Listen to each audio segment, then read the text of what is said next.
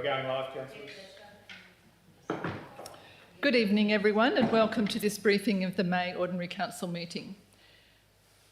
We'll begin by acknowledging the continuing connection of Aboriginal people to country, culture and community, including traditional custodians of this land, the Wurundjeri and Kaniang people of the Noongar Nation, paying respects to elders past and present. And we declare this meeting open at 5 p.m. This briefing session is being live streamed and digitally recorded in accordance with Council Policy EMCP2. Members of the public are reminded that no other visual or audio recording of this meeting by any other means is allowed without the permission of the chairperson. While every effort is made to only record those who are actively participating in the meeting, please remember that loud comments or noises may lessen the quality of the recording. A reminder that agenda briefings are open to the public to attend and observe. However, any questions, deputations or petitions are to be presented to the Ordinary Council meeting to be held next week. Councillors are reminded that no debate-style discussion takes place during an agenda briefing, as this will take place at the ordinary meeting of Council when the issue is set down for decision. So looking at attendance, my name is Vivian McCarthy, and we have Councillor Alexis Davey, Councillor Anne Mitchell, Councillor Lisa Glover, Councillor Peter Gubler, Councillor John Bailey, and Councillor Anita Lindeman attending, and Councillor Grant Patrick. Staff present is CEO Nick O'Connor, Acting Director of Finance and Corporate Lauren Clifford, Director of Operations Roscoe Marshall, and in the gallery we have Meta Hazeldine, Manager Finance and Financial Services, is that right? Yes. And Stuart Eaton, Finance Project Manager, and Damien Morgan, Manager Works and Services. We also welcome those who are participating in the agenda briefing via live stream. We have an apology from Councillor Deanna Shand. And then moving in through item 3, the rest of item 2 and item 3, they don't apply to agenda briefings, so we'll move on to item 4, declarations of interest. The reminder here is that Division 6, Subdivision 1 of the Local Government Act 1995 states that care should be taken by all councillors, committee members and staff to ensure that a financial or impartiality interest is declared and that they refrain from voting on any matter which is considered to come within the ambit of the Act.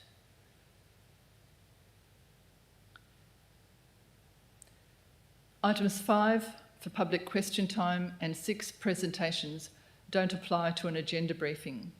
However, a petition has been submitted which would normally appear at the OCM under item 6.1, and this petition relates to reducing the speed limit on Grimwade Road in Balingup and was received by the Shire and signed by 46 individuals. Unfortunately, the petition doesn't comply with the requirements of the Shire of Donnybrook Balingup Meeting Procedures Local Law 2017. And if you're looking to reference the part of that local law, it relates to clause 6.10(1) at A, C and D. So instead, the petition has been included in the attachments for the matter to be addressed at item 10.1.1. So that moves us through to confirmation of minutes. And at 7.1, we have a recommendation on the Ordinary Council meeting. Are there any questions on that item? And on to item 8. Oh, sorry, is that a question, Anne? No. Yep. Moving on to item 8, reports of committees. Working first through the South West Regional Road Group meeting held on March 31st. Any questions? 8.2, the Warren Blackwood Alliance of Council's committee meeting held on the 1st of April. Are there any questions? 8.3, the Bushfire Advisory Committee, and there are two here. 8.3.1, the Bushfire Advisory Committee meeting held on the 10th of April. Any questions relating to that meeting? Councillor Glover. I just had a couple of questions of reading through the minutes and just confirming, and I'm sorry, I might have the two items merged together, but one of them says that the CEO was absent and the other one says that he was there, so I was just kind of clarifying that. And the other part was,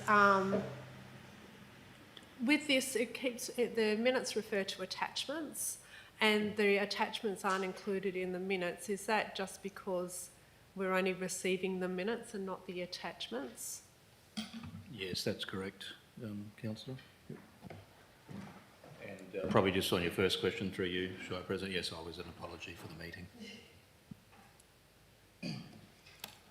Any other questions on the Advisory Committee meeting? Thanks, Councillor Glover. So moving on to South West Country Zone meeting held on the 28th of April. Any questions? Okay, through to item 9, reports of officers. And first off is 9.1, Director of Operations. 9.1.1, the Fire Prevention Order for 25-26 Annual Review. Any questions on that one?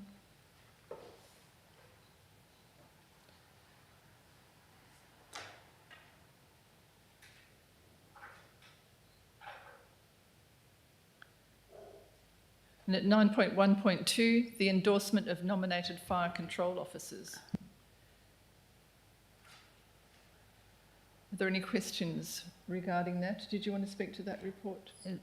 Actually, that was my question, is through the chair, if Mr Marshall would like to speak to any of this information. I was going to... Thank you, through the chair. Obviously 1, 2 and 3 items tonight, so 9.1, 1, 2 and 3. I see as fairly procedural. You would see them every year. You have seen them every year from what I understand in accordance with the Bushfire Act. They are endorsing obviously pretty senior people, very experienced people. Hopefully there's some names there that you recognise. There's certainly some very good volunteers. So, did you want to mention those names? I was going to read them through if you'd like to do that.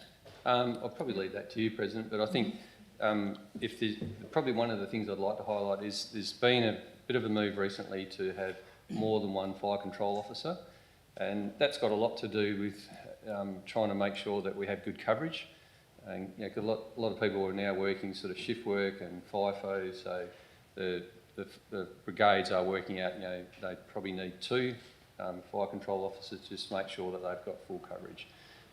So you'll see that in a couple of the brigades. But other than that, happy to take questions on those.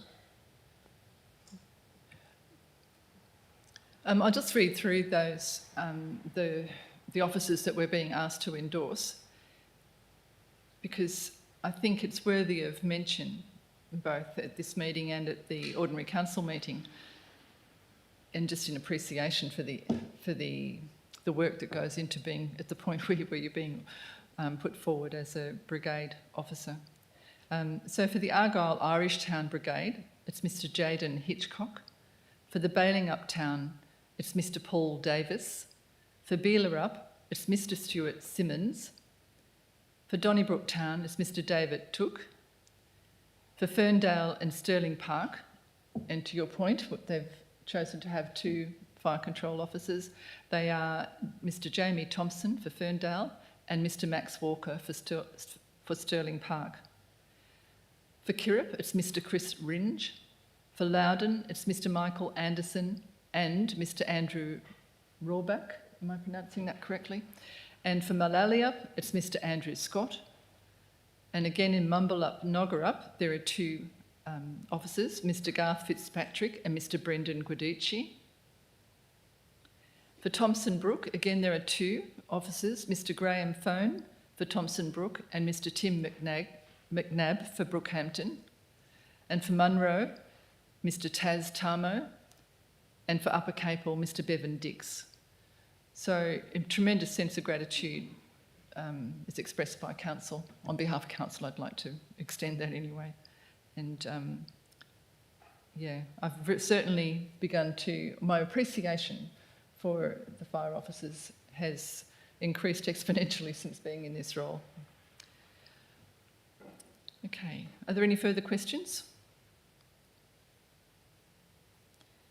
So moving on to the election of office bearers for the Bushfire Advisory Committee.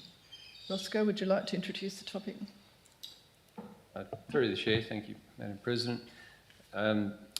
This year is pretty much a repeat of next year, other than the addition of Tim McNabb. So we're recommending the Chief Bushfire Control Officer, and obviously this is through the BFAC. So Mr Max Walker, First Deputy being Mr Bevan Dix, Second Deputy being Mr Tim McNabb, and Communications and Fire Weather Officer Mr Murray Webb. Very, very experienced, fantastic volunteers. Any questions? Councillor Davey? I just wanted to check, so I think in some associations you can't hold more than one role, just checking that it's in line with the terms of reference of this committee that you can hold more than one role. Thanks, Councillor Davey. Director of Operations. Through the chair, it's an accepted practice with this committee. Thank you. Any other questions? So moving on to item 9.1.4, the 6-year Capital Forward Roadworks Program.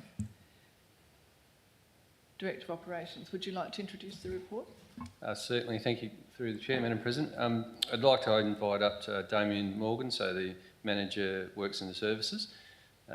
This is a lot of, at least to say, a lot of work has gone into this report, and it's an opportunity, I think, to show a bit of transparency for everyone as to what we're planning and what we're suggesting.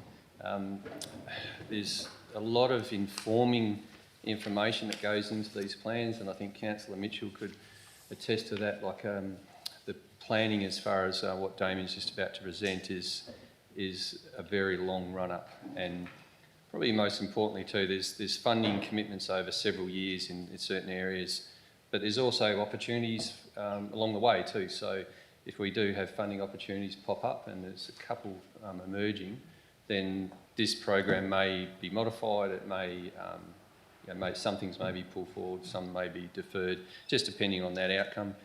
At any point in time though, whenever we are looking to use resources, they'll always be brought to council for approval. So I'd like to hand over to Damien to talk you through the plan, if that's okay. Thanks, Ross. I'll just try and briefly summarise it. Obviously, we're presenting to you a 6-year Forwards Works road program based on our main types of funding. We get regional road group funding, broken into preservation and improvement projects, R2R funding, and our own source funding on projects. 6 years seems a little bit odd sort of a time frame to pick. The reason for that is basically because every year we put in a 5-year forward regional road group works program submission to them. So, and that's done a year in advance. So that's the reason why we've settled on 6 years for this. Maybe in future we can extend it out to a 10-year program and go from that there. So basically in July they'll call for applications, and we'll submit our applications based on what's outlined in this program. So regional road group obviously has specific roads that funding can only be used on. They're called regionally significant roads, and they're the ones identified through a strategic document known as Roads 2040. R2R projects can be basically any road funding project throughout the Shire, and then our own source funding can be spent. Typically we have a 1/3 component towards the regional road group projects and black spot projects and some other projects, so that takes up part of that, and then the remaining can be spent on a fully funded own source project. In developing this, we go back to look at data capture we do every 5 years through a road visual assessment undertaken by contractors. That's fed into our RAM database and gives us a sort of a priority ranking of our roads. That only identifies the renewal works on those roads.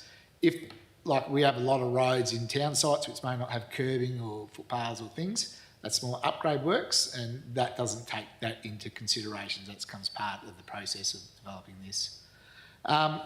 So basically, yeah, and obviously just all the funding have different components, and allocating jobs across that is a bit of a task, and splitting it up and seeing where you can fit those in and keeping it quite balanced. One of the key components is our own source funding towards the projects. We've identified this program based on 900,000 a year, growing by 1% per year towards additional own source funding going in there. So that's a figure we've settled on for this program and put that forward. So I guess I'll just open up the floor if anyone has any questions. Thank you. Any questions, councillors? Councillor Mitchell. Several. Damien, back in the day, I thought the old ties, the commodity roads funding, I thought that was a significant amount, whereas here it's talking about Great Southern and Wheatbelt region, they have a greater percentage. Has the guidelines changed? Because we used to get a lot from the timber industry, the larger vehicles on the gravel roads, I think they contributed a lot. Has something changed there? Nothing's really changed. It's quite a small pool of funding. I can't remember the total figure, but I think it's only around 4 or 5 million per year throughout the state. And basically, in the Great Southern and the Wheatbelt, they get the more volume of traffic and the larger tonnage on them, and they do get larger chunks in the pool. We've been quite successful, but we were unsuccessful with our applications this year. Councillor Mitchell. Okay, I did send an email in, but am I right in seeing that the only new asphalting, I can see you've got lots of repairs and widening and all that, is there only the bailing up, in the 6-year plan, the only new asphalting is the bailing up fire station? Is there any other hidden bits where there's a bit of bitumen going down? There is other bits. I wouldn't say they're hidden, but if you look in the works description column, I don't know if an email went out, Lauren, with... okay, sorry. So in the works description column, you'll see Bailing Up Nannup Road's got some asphalt surfacing in the first section within the town site. There's a project there identified. And then more in the R2R program, you'll see, let me go down, fire station, as you mentioned. Yep. Then you've got Brockman Road in Barlingup. Then you've got Palmer Street in Donnybrook. We'll be doing asphalt works on there. Yeah, Smith but new, like... Or yeah. just resurfacing the road. Yeah. So the road will be resurfaced, it's a seal now, be resurfaced with asphalt. Yes, no, my question was, is there any gravel roads that will be sealed? Like, I can see the bailing up fire station is a full seal. Yep. But I couldn't see, the others I could see, I might have asphalt, yeah, I couldn't see any that appeared to be new distances of gravel roads that were then becoming sealed. Okay, Yeah. so gravel roads getting sealed, typically that's with what we call a primer seal, or a two-coat seal. Yeah. Southampton Road is one road in there that's got that renewal program. We continue going on about 1 kilometre each year. That's reforming and sealing. That's under the R2R program. Yeah, I must have misread that because I thought that it looked like it was reconditioning it. There was wordings. No, so that's beyond the current end of seal. Okay. So we're extending the seal out towards Southampton Road Bridge. Okay, thank you. So that's, yeah, that is... Basically, that's the only gravel road identified for upgrade to a sealed standard. Thank you. Yep. Any Could I further just make a comment? questions Yep. for Damien? Let's make a comment. I was going to just sort of wrap it up, but that's okay, Councillor. Yep. Councillor Glover, sorry, I didn't see your hand up. No, I was waiting for other people to have a chance before I jumped in. I noted on the report that it's a high risk in regard to amounts of funding that's changed or could change expenses. So inherent risk associated with budget planning related to project costs. I guess I'm kind of asking around that high risk. I understand that prices change and things like that too. But is there ways that we can mitigate it more than having understanding, or is this project the understanding? Thanks, Councillor Glover. No, thank you, Councillor. Yeah, it's a good question. We could mitigate it more by doing more detailed designs in advance. It comes down to a capacity question. We do them. We're trying to get them a bit in advance, but it's a challenge, with the constraints. But the more we got detailed designs in advance and fully scope out the works, because all these prices and estimates are based on basically my best understanding of what the cost will be, and put those forward through there. Thank you. CEO? Just very briefly, Shire President and Councillor, so this is the first time I understand that this type of report's been brought up to Council. I think it was I don't think it was a request that I made of staff, I guess, probably building on what Mr Marshall said, just in regards to transparency and being really open with not only councillors but also the community.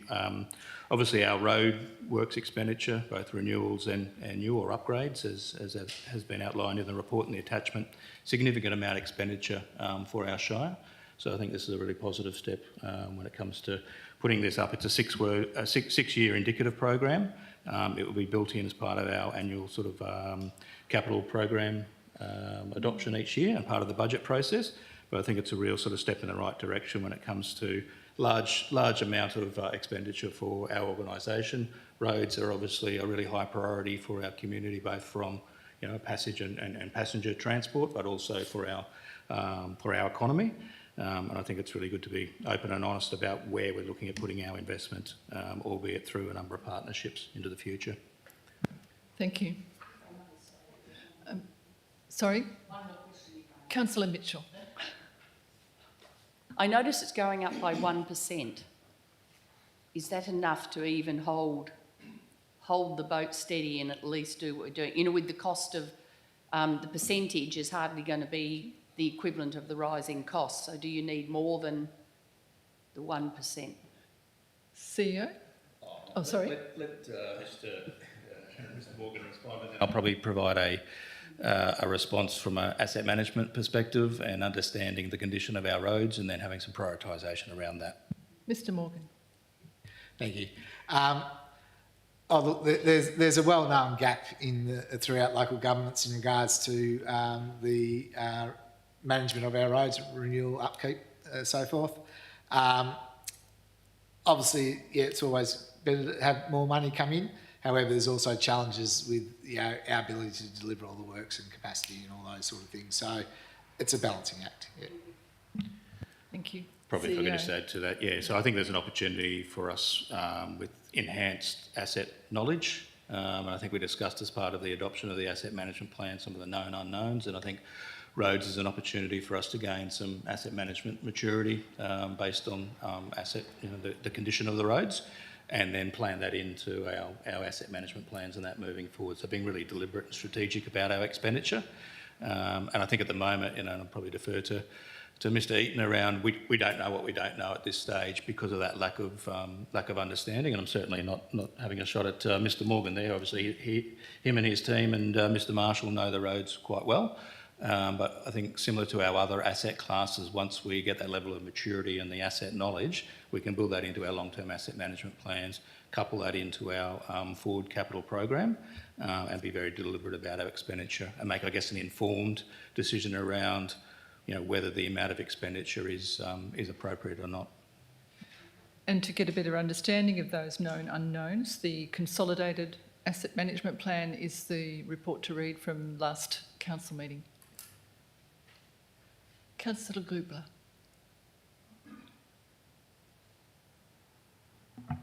Just in relation to, you've done some widening on Cundanup Road. I just noticed that you've completed right out to the end of the Nannup Shire sort of. Is there any plans to, in the future years, to do that little bit of widening back into the the South West Highway. Thanks, councillor Goobler. Was that in the plan?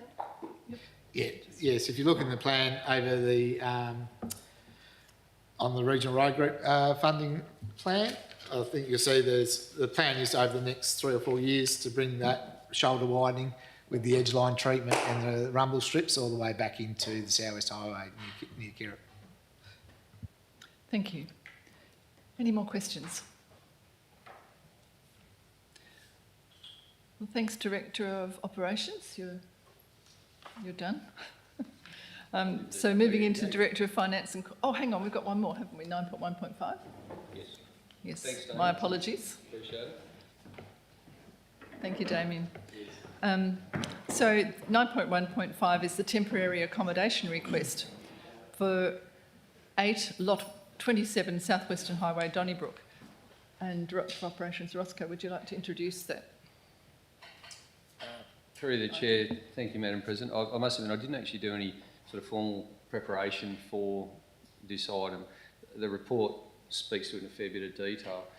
And one of the reasons, I guess, it's coming to council is because it is just outside of our policy. It also is, it sort of fits in with what we're, I guess we're picking up from council, that you want to be supportive of some, housing as long as it's safe and, I guess durable. This report sort of, we feel, covers those requirements, and there's also a ministerial gap as well, so there's a requirement to for the applicant to actually get a minister to approve the additional dwelling. It is, I think it's been well considered. I didn't actually ask the manager for development services to come along tonight because I thought the report was pretty comprehensive, but happy to take any questions on notice. Councillor Davey. I note that you've picked up one of the,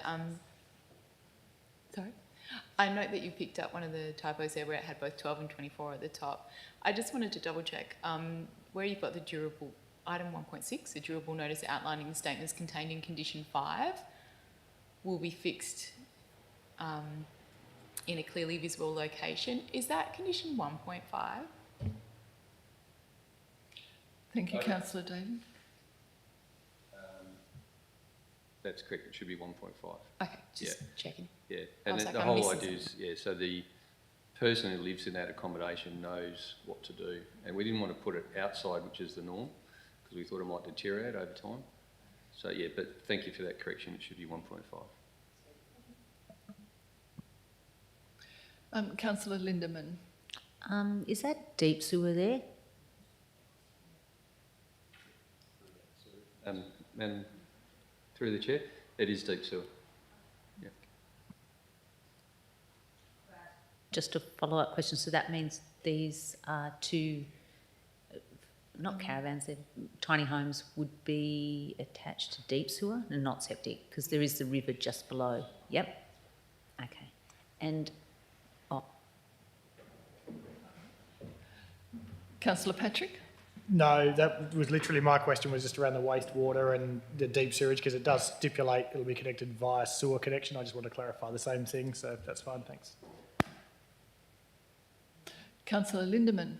I just wanted to ask, because the map, I'm not very good at the map reading, I always thought the topography sloped a fair bit down, so do they need a lot of works to level out that, or is it actually level all the way? Thank you, Councillor Lindemann. Through the chair, in the location of where they're proposed, it is actually flat enough. Officers did a site visit, but you're right, towards the back of that property it does drop away quite dramatically. Yeah. Thank you. Councillor Glover. My question is just around the fact that it's for a 24-month period. Does the Shire of Donnybrook-Barlingup have a way of making sure that the compliance is there for the 24-month period? Is there, what happens after 24 months? Is it they just go, or is there some sort of compliance measures and someone's job to tell them they need to leave? What happens? Thank you, Councillor Glover. Is there a process, Director of Operations? Through the chair, definitely is. The compliance is, so it's relying on officers to make sure that they comply. Obviously, this is a new Minister's initiative as well. So the 24 months is the period set by the Minister. And so it'll be interesting to see what happens in that period of time and whether the relaxation or the rules change. However, yeah, that'll fall back on our team to make sure that that's investigated in 2 years' time. Thank you, Director of Operations. Any other questions? Councillor Davey? Is it correct that after the 24-month period is over, they can reapply again to extend that? Director of Operations. Depends on you, sorry, through the Chair, depends on your interpretation of the Minister's announcement. Our understanding is yes, it seems to be that opportunity would be ongoing until the Minister decides otherwise. So that's the way we're interpreting it as well. Thank you. Councillor Mitchell. I apologise, I haven't gone and looked at the site, mainly because I haven't been in town for the last 5 days. Back when the approval for the coffee shop at the front came up, they did say that it was a very steep drop at the back of the block. I picture all those culverts on the Preston River, on the new roadworks, and imagine how much water, I have been told that's a 100-year flood.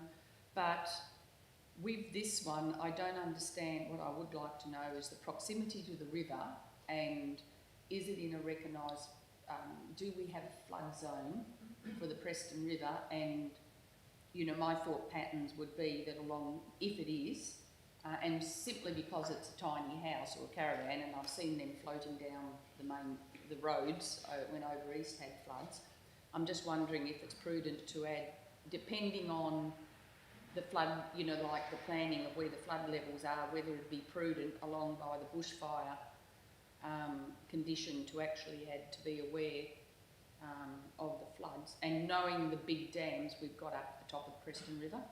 You know, it could rise if the Glenmervyn or, you know, the other 2 big dams in the area went, there wouldn't be much time. So it's just a thought, but I don't know enough about the height from the river to even consider it. Thank you, Councillor Mitchell. Flood Through the Chair. zones? Thank you, Councillor Mitchell. I'll take that question on notice Yeah, sure. as far as actual detail goes, but I can tell you it is standard practice for us to review the floodplain or prone flooding levels, and when you look at sort of the adjacent development that was done, Salvarosa, next door to that, just eyeballing it, it is a similar sort of AHD, so Australian Height Datum, but I'll find out for you for sure and I'll give you some feedback. Yeah, I have been to our Preston village, and I do know there's walls, and banking. Yeah. Thank you. Thank you, Councillor Mitchell. Any other questions? Yeah. Okay. Now you don't. Oh, Councillor Lindemann, Thank sorry. you. Yeah, just one more. Just was there any feedback from the neighbours? Is everyone all good about it? Thanks, Councillor Lindemann. Director of Operations. From memory, there was no objections raised, so I can check that, but pretty sure there was none. There were none Thank in you. the attachments. Yeah. Okay. Now you don't. And probably just through Chair, just to remember that these are caravans, so it is a caravan at some. On wheels, aren't they? Yeah. Yeah. So it falls under the Caravan and Camping Act. Okay, moving on to Director of Finance and Corporate. First, 9.2.1, Schedule of Accounts Paid as at the 30th of April 2025. Are there any questions from councillors? Yes, I do have a couple of questions. Councillor Glover? Thank you, through the Chair. I've got a slight theme with the questions that I'm asking, so I kind of picked out ones that were in a way similar. And one of them was around, there was, and I suppose it fits in line with the questions that I've previously been asking about seeing revenue coming into the Shire as well, because these ones are more around insurance claims. So there's one on a credit card, or 2 on a credit card that are around, it says insurance claim, car rental. Obviously there was some accident or something, there's car towing, the insurance claim. So all the ones that say insurance claim, am I making the assumption, or is it correct to assume that that money will be reimbursed and coming back to the Shire once the claim's been processed? Thank you, Councillor Glover. Now, would you like to Yeah, so introduce?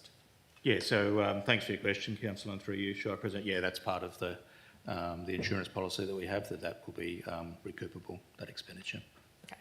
That just helps with clarity, just to sort of show that that expense is actually being recouped. I have a couple more that are slightly similar as well. There's one that is a legal debt recovery for rates as well. And am I making the assumption here, am I correct in saying that that debt recovery or that legal fee will be passed on to the people who you're collecting the debt recovery from? Thank you, Councillor Glover. Yes, so as part of the debt management or debt recovery policy and practices, yes, we can add that on to the all costs associated with the recovery of that debt go onto it. Yeah. So that will be there. Are you okay? I still have the same kind of theme. Are you okay, or do you want to ask other people if they have questions? No, go ahead, Councillor Glover. Okay. There's two that were at Langley Villas and Mininup Cottages. One of them was a replace a bench top for $900. My query was that a faulty product, and will we be seeking a claim back from the builder for that, or was it damages that we have corrected that for? So that is EFT 30675. Probably have to take Thank that. you, Councillor Glover. Sorry. Take it on notice? Yeah, if you don't mind, I'll take it on notice. We'd only be speculating, but we can come back to that. That's right. Yeah. So which one was that again? Sorry, 0675. 3067. Yeah. Back here. Just because we've just recently renovated those, Yeah, and no. if there was an error, then perhaps that is actually That's part of the SHERP funding. part of the SHERP funding, but also it's maybe a claim against the person who installed it. We'll come back to you on that one. Yep. Yeah, there's another one there as well, which was at Langley Villas, which was a clean as well, and my assumption would be that we would charge that back to the person departing that villa. See, this is my need for another column to get revenue in. Which one's that? So Sorry, Councillor? EFT 30807. 30807. Yep. I just have a couple more if it's okay. The community centre and doing the roof repairs on the community centre, was curious whether that was going to be like an insurance claim or whether it's wear and tear. So that's the first part. But then the other part is, do we then, because the community centre has the child health nurse also co-located there, and the WA Country Health or whoever funds the child infant centre, are they also being, is the money also being billed to them to share the costs because they are co-located in that building? No, I wouldn't have thought so. Yeah, it's a structural matter that was part of our... Director of Operations? Through the Chair, I think the CEO was just going to say, that was actually planned capital works, and it's actually co-funded through LRCI funding as well. Okay, so we're not asking WA Country Health to help fund that? No, that was planned replacement. Okay. Well, initially when we were working on that asset, the child health nurse component of that was funding all of the renovations for that part of the building. So, yeah, it's just me knowing that history from back in the 90s. So that one, White Ants at Brookhampton, the White Ant, this is something that came from the community as well. So the White Ant, whatever it was, EFT 30636, was that connected to Brookhampton Hall? Probably answer that one, yeah. Director of Operations. Through the Chair, could you scroll down to that one, please, Lauren? Is that So, yeah, 30636. Yeah. You want to know the location of that Yes, treatment? Yes, yeah, because it's, we- it's been raised by community to me, so. I'm Yeah, just Can we asking. come Find back the to you on that one? location. Yep. Yep. Okay. Last one more, that's it. Just in regards to VC Mitchell Park and the legal expenses around that, has VC Mitchell Park, it's the preparation for the management agreement, has that been finalised now, or will that come back to council? Have you got the transaction number there? Transaction number is EFT 30776.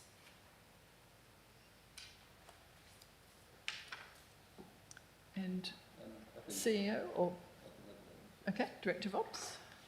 Through the chair, so just so I'm clear, the licence and management agreement, are you just asking the question if they're finished and ready for execution or have been executed? Yeah, both, and if they will come back to council again, because we had identified some things that were not included in the original draft. So through the chair, look, the CEO and I talked about this the other day, and there hasn't been any material changes to what was brought up to council in January, I believe. So that was when we brought up the final, for want of a better word, final versions that were sent to each of the clubs, in particular tennis and football. So my understanding is there hasn't been any material change, so it doesn't need to come back to council. That was part of the resolution. Okay, My thank you. understanding was there was a couple more points on that resolution, and one was around the additional funding that the football club were going to take in regard to a loan, and also about the in-kind works as well, and that was additional to that resolution, and I'm hoping that that's included in the final. Yeah, we'll double check that and, yeah, it is definitely in there. Okay, it's in there. Yep. Yeah, we can provide copies to councillors of the final, but yeah, so the discussion we had at ELT yesterday was that it's obviously gone out to the, as Mr Marshall says, gone out to the relevant clubs. There's only some very minor sort of grammatical changes, and I think it's around wording around acting reasonably, so both parties acting reasonably, which I guess is very common in these sort of agreements, so nothing material changed. Okay. Thank you. Any further questions? Okay, moving on to item 9.2.2, the Statement of Financial Activity Report. Meta, did you want to introduce the report? Thank you. Thank you, President McCarthy.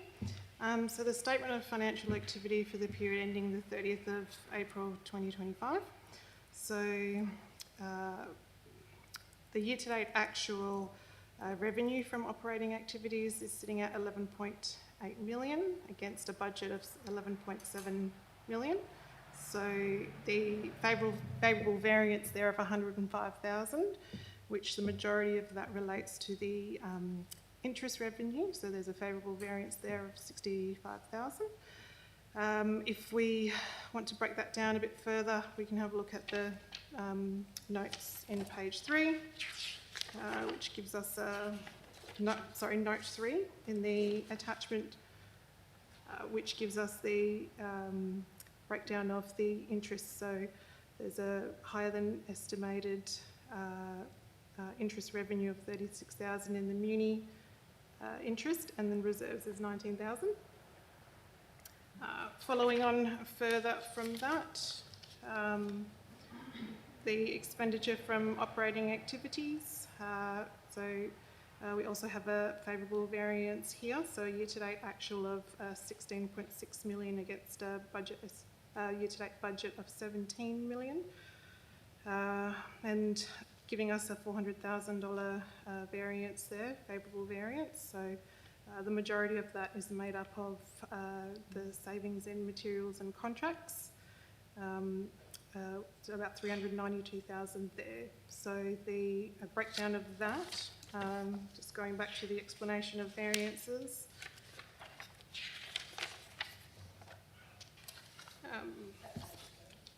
Note 3, sorry, in the explanation of material variances, yep.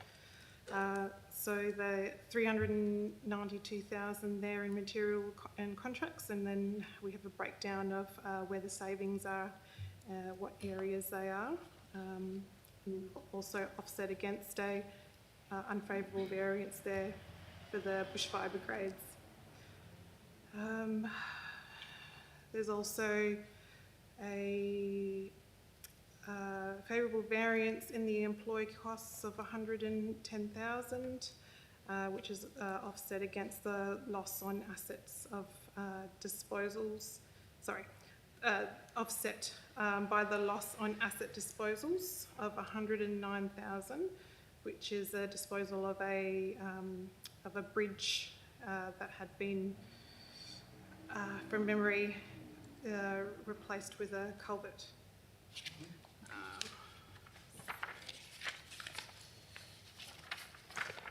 Back to the financial activity statement. Meta, just before you move on, does that mean the 392 Yes. is permanent? So there's a few. 392 is a timing. It's Timing, a timing. sorry, timing. Yes, Okay. it's timing, not permanent. Okay. Yep. All right. Sorry, and I did forget Nice. to mention, actually, going back to the interest revenue, I should have mentioned that that has now changed to a permanent change. It was, prior to that was timing. But now as we draw closer to the end of the financial year, it's changed to permanent. I always smile when you say permanent. Yes. Yeah. Yeah. So, moving on from the operating activities, going into the investing activities. One of the bigger variances there to highlight is the 135,000 variance, which is as a result of budgeted proceeds from capital grant subsidies and contributions of 3.3 million against an actual of 3.2 million.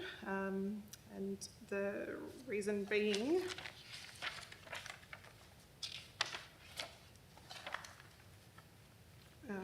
income from some of the grants haven't been received, have not been received. So for instance, the VC Mitchell grant, there's $96,000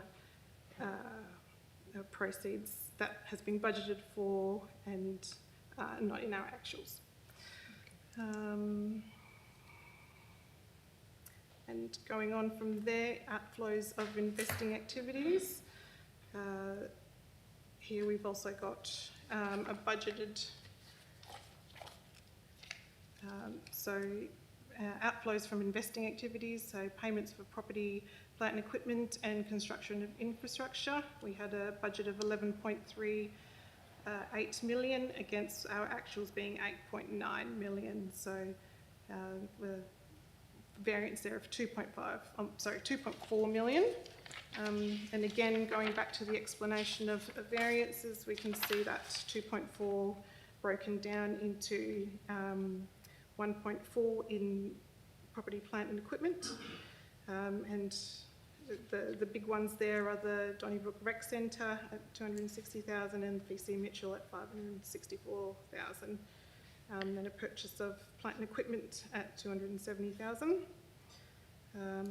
And also for payments in construction of infrastructure. So the large variance there is the road construction program at 950,000. 950. Okay. Moving onwards, I think those are the variances there to highlight. So the closing position there, year to date closing position is 1.698 million against a budgeted deficit of 1.34 million. Thank you, Meta. Well done. Well done. Any questions, councillors? Councillor Davey? I have a feeling I may have asked a similar question in the past, but I can't remember the response. So when we look at our net current assets and our current liabilities around employee provisions of 970,000, I can see that that maybe only gets calculated once a year because it's stayed the same. I was just wondering if there's anything we're looking at from a policy perspective around how much leave, annual leave, someone can accrue before it's suggested that they start taking it, just because this is quite a large liability that we're carrying. Thank you, Councillor Davey. Yes, so through you, Chair, your question, Councillor, is very timely. I sent out an email today actually asking for anyone who has excessive leave to come and have a conversation and put in a submission to be paid out that leave.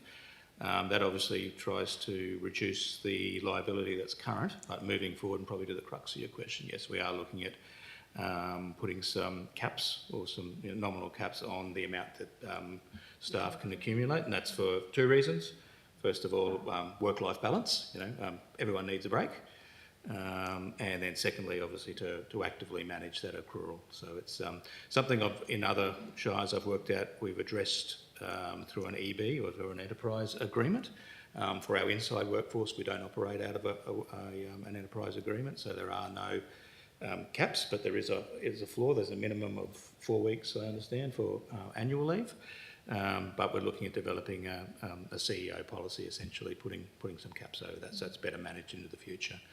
And I guess monitoring moving forward in the absence of a policy position, we're now getting a fortnightly report through finance, fortnightly or monthly report.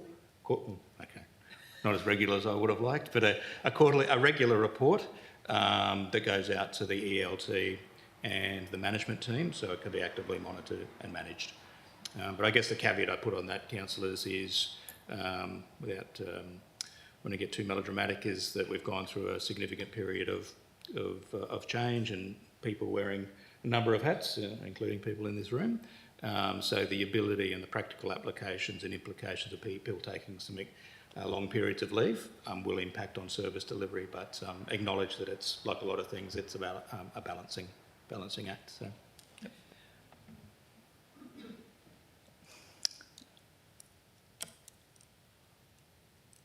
No, sorry, I'm just having some thoughts, but I'm checking myself because it's agenda briefing and we're having question time, not anything else. Any further questions for Meta? Thank you, Meta. Well done. Okay, moving on to item 9.2.3. Adoption of the 25-26 fees and charges. Also introduced by Manager Financial Services, Meta, Hazeldine. Would you like to introduce the report? Thank you, President McCarthy. So I refer to the schedule of fees and charges within the attachments as I provide a summary of the changes proposed in the script draft.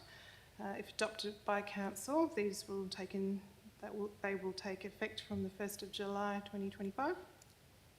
So a comprehensive review of fees and charges has been conducted to ensure costs incurred by the Shire is recovered when providing the service. A general increase of 5% has been proposed to account for anticipated increases in expenditure. And additionally, officers were consulted to conduct a thorough analysis of the actual time spent in delivering the service. Further consideration was also given to aligning some fees and charges with the proposed changes to the community grants policy, and this resulted in some fees being reduced or removed. There's also a notable increase of 20% in fees to hire venues, parks and reserves due to the implementation of a new booking system being Space Deco. This is to account for the commission being charged of 15% and the remainder to cover the cost of maintenance. For the time being, sporting clubs will remain on an annual fee as their transition into the new booking system will take place later in the year, and more accurate data is required to ensure cost recovery accordingly. There will be some further changes to the schedule to be amended in time for next week's ordinary council meeting. During a meeting with Space Deco recently, it was identified that daily and hourly rates need further calculations to align with the new system. These changes will impact the fees and charges for the Donnybrook Hall, Balingup Hall and the VC Mitchell Park Pavilions.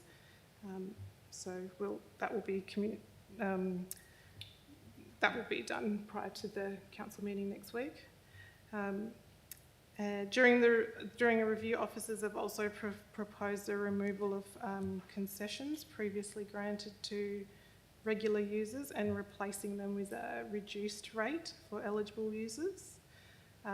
Not-for-profit groups, community groups and sporting clubs will be encouraged to apply for this. The Shire acknowledges that this will impact those who previously benefited from concessions, however now won't qualify for the reduced rate. A phase-in rate is proposed, being temporarily applied between 1st of July and the 31st of December for existing users who had concessions. This is included in the schedule for the hire of the Donnybrook Hall.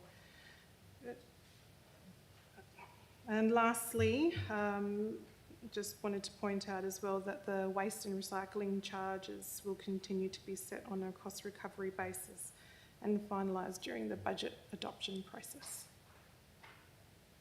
Thank you. Thank you, Meta. Are there any questions? Probably just... Sorry, CEO? Sorry to intervene, Shire President. Maybe, Ms Hazeldine, if you could just explain maybe the rationale for the... you mentioned in your introduction that some organisations or users of some of our halls that previously got a concession are now, it's proposed that they no longer get a concession. Would you mind just outlining the reason and the rationale behind that, please? Yes. Yep. Currently the user of the Donnybrook Hall is a weekly regular user, which currently gets a discount. However, they're not a community group, not a not-for-profit group, or what were the other? Yeah, or a sporting group. Sporting groups. So we acknowledge that yes, there will be an increase to their rate going forwards, and the new fees and charges to be adopted for the new year. So. To assist them with the increase in their rate, we have proposed a phasing in rate, which will transition them onto the new rate. Over time. In time, yeah. Yes, over time. So it's fair to say, through you, Chair, that they are actually a full profit, and they've probably been enjoying a concessional rate for a number of years, and I think under the philosophy of still being able to provide a concessional rate for genuine non-for-profits, be they community groups and sporting facilities, that is still an opportunity. But as part of the review, we did have a look at, I guess, the bona fides of those concessional rates, and this was one that bubbled to the surface. But to manage that risk in the transition, because it will be quite an increase to the hall hire for that individual user, and they only sort of send out their dues once a year, that there will be that transitional provision put in to manage that risk. Thank you. Any further questions? Councillor Patrick. Extremely minor question, I'm just curious. Under the impounding fees for straying animals, there's two separate line items, one for entire horses, mules, asses, camels, bulls and boars under the age of 2 and one over the age of 2, and they're exactly the same rates. I'm just wondering what the age relevance is and why we don't make it simple and just have the one line item. Thank you, Councillor Patrick. Sorry, that may, through you, Chair, that may well be a statutory one, but we can double check that, but understand prima facie it looks a little bit interesting. Yeah. Thank you. Councillor Glover. I'm just curious about communicating this to the community and finding out more about that. Has there been community consultation to explain the rises in the fees and the rationale behind it, etc.? Thank you, Councillor Glover. No proactive community engagement or consultation at this stage. I think the philosophy behind fees and charges hasn't changed year to year, which it is a cost recovery. It's fair to say, as Ms Hazeldean has outlined, that there was a really extensive review of the appropriateness of the fees and charges, and that's why we're recommending today there generally is a 5% increase, and that's predicated on the cost of doing business and the cost to offer those services. And in anything that is over and above that, then we're happy to have those discussions with the affected stakeholders. Thank you. Sorry, through the chair, there will be some consultation happening with those regular hires of those hall. We have had some consultation with them already, and that's why we've brought in that phase in to sort of understand that some people set their fees in earlier in the year, so they aren't going to be able to then get their cost recovery for their fees that they haven't been able to put up due to our fees increasing. So that's why staff have introduced the phase in for those fees.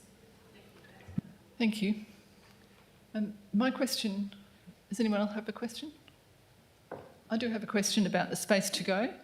Will we get any benefit from that new system and the process behind it through easier, maybe a question for you, Meta. Will the process be cleaner, like from receipt of cash through to reconciliation, for example? Will we receive any benefit from an improved process or any efficiencies?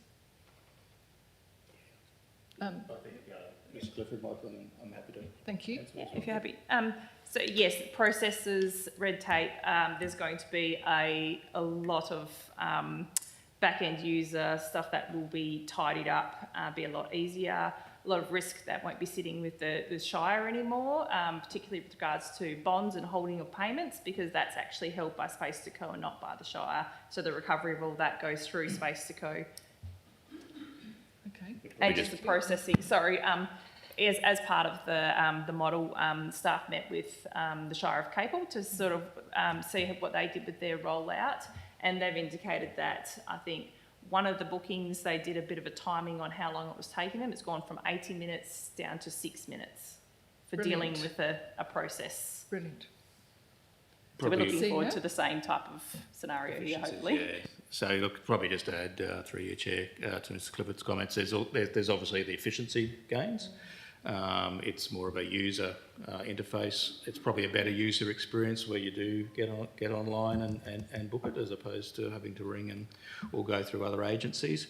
I guess the recent financial management review and Reg 17 review identified, I guess, probably some financial governance issues around and cash handling issues around some of the practices for our outsourced management of some of our facilities. So this is now a standardised platform. There's an audit trail. There's some really strong financial governance, as well as the efficiency for staff as well. Wonderful. Thank you. Councillor Goobler. Just in relation to, I had a query by a member of the community, just asked about the whether there's an agreement with the Bailing Up Hall, or do you do the bookings for that? For the Bailing Up Hall? Hall, yeah. Thank you. Currently, so through the chair, currently the hall bookings are done through the Shire. The community group, BARC, have indicated that they would like to take on a licence for that area. So we're looking at what model will suit best for the hall moving forward. Thank you. Any further questions? Okay. Moving on to 9.2.4. Appointment to the Warren Blackwood Alliance of Councils Climate Alliance Reference Group. Any questions regarding this process or what's happening here? Okay. 9.2.5, the review of council representation. Acting Director, Finance and Corp, would you like to introduce this? Okay. Thank you, President McCarthy. So this report recommends that Council initiate a formal review of its system of representation. In accordance with the recent reform to the Act, the reforms include changes to a number of elected members permitted based on population size, which indicates that our Shire may need to consider reducing its current number of councillors. At the OCM on the 26th of March, the council resolved to investigate the process and timeline for reducing the number of elected members from 9 to 7, with a view of implementing any changes before the 27 local government elections. This report responds to that resolution by outlining the statutory process required to conduct the review of representation. Importantly, I was going to note that guidance from the department and the Local Government Advisory Board makes it very clear that local governments cannot approach the review with a predetermined outcome. While council has expressed interest in exploring a reduction from 9 to 7 elected members, the review process must remain impartial and inclusive. Council's final decision will be based on the outcomes of community consultation and the principles of fair and effective representation. The review itself will include the preparation of a discussions paper and a public submissions period of no less than 6 weeks. The aim is to ensure that community is well informed and has the opportunity to provide meaningful input into the future council structure of council's representation. Thank you. Thank you. Do councillors have any questions? Thank you. Moving on to 9.2.6, the annual review of the long-term financial plan for the 15-year period 25 to 26 to 3940. Sorry, 3940. Manager Finance Project Stuart Eaton will introduce this report. This formidable report.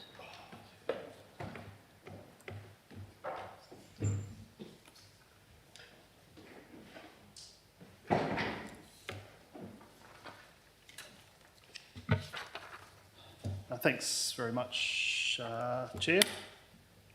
The item that Council will be requested to consider at the May OCM is to endorse the review of the long-term financial plan and also to provide guidance on the rating levels for the 25-26 annual budget. The long-term financial plan is part of the Shire's obligations under the Integrated Financial Planning and Reporting Framework, but more importantly, it's the Shire is committed to systemic process of understanding its long-term financial obligations beyond immediate budget considerations.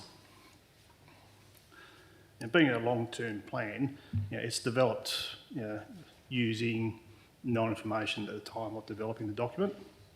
However, due to the nature of long-term planning, it does rely on assumptions as well as projections.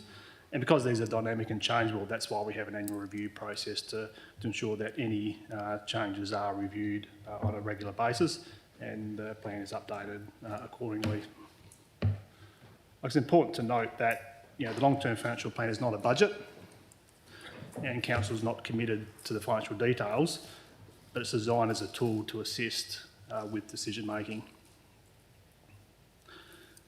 There are fundamental assumptions that are used in developing the long-term financial plan, and they are articulated on page 11 of the long-term financial plan, and they relate to indexation assumptions around operating costs, but it also includes all the information that were contained in the financial forming plans that Council considered and adopted at the April OCM, and they are your asset management plans, your reserve fund plan, the borrowings plan, and so forth. The long-term financial plan identifies a funding gap, and that's the gap between identified expenditure and identified revenue. And for the purposes of the plan, that is expressed as a percentage of rates. However, the funding gap can be mitigated through a number of ways, and primarily that involves reducing assets over time, reducing costs and service levels, and increasing user fees. The 25-26 review shows a funding gap of approximately 17% of rates. This is a reduction from 26% from last year's long-term financial plan, and that reduction is due to the decisions that were made during the development of the 24-25 budget process. Now, the agenda item recommends a 10% rate increase for 25-26. This recommendation isn't made lightly. However, officers believe it's necessary to progress towards the Shire's financial sustainability, and it's also to ensure that rates more accurately reflect the true cost of the services that are being provided to the community. And like any business, if over the long term, your costs of providing the services are less than what you're charging, it's your failed business, 101. Having said that, officers are currently developing the 25-26 budget. Last year, during the budget development process, there were savings of about 4.7% in rates that were delivered as to the sustainable cost savings. And it is the general intention of officers to continue that process made last year in trying to identify sustainable cost reductions when we're developing the 25-6 budget. And his intention that if any of those savings are found, and some of those items are coming to council in this meeting, his intention is to free those funds up to increase the sustainable transfer to reserves to improve council's long-term sustainability. Any questions? Yes, I do have one. Did you just say that there was 4.77? 4.7 4.7 in savings. in savings? Yes, last year. Compared to what we expected would be? So when developing the 24-25 budget, we identified savings the equivalent of 4.7% of rates. Okay. At the time, council, from memory, requested staff to go and find 3% from memory. Yeah. 3%, So the total staff delivered 4.7%. And the intention is to continue that process this year to find more ways of either saving funds or minimising the indexation of current budgets.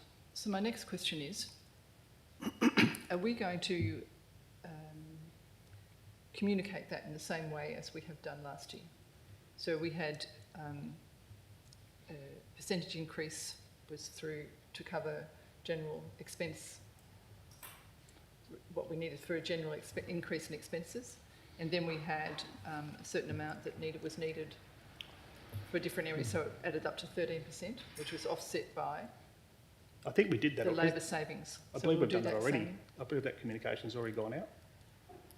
We haven't forecast the coming year yet. Oh no, so that would be part of the budget. That would form part of the budget communication strategy. So for the 25-26 year, yes. we can communicate yes, that in the same way. Same format, yes. So, Thank you. yes, Yeah. Thank you. Any questions, councillors? Councillor Mitchell?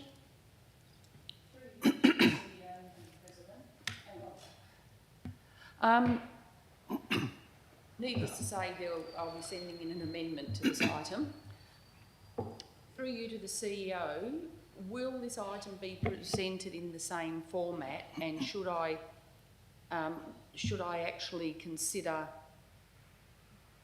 to identify, this is identified that one's no greater and the other one's no less, should that be identified in an amendment? Is the item going out?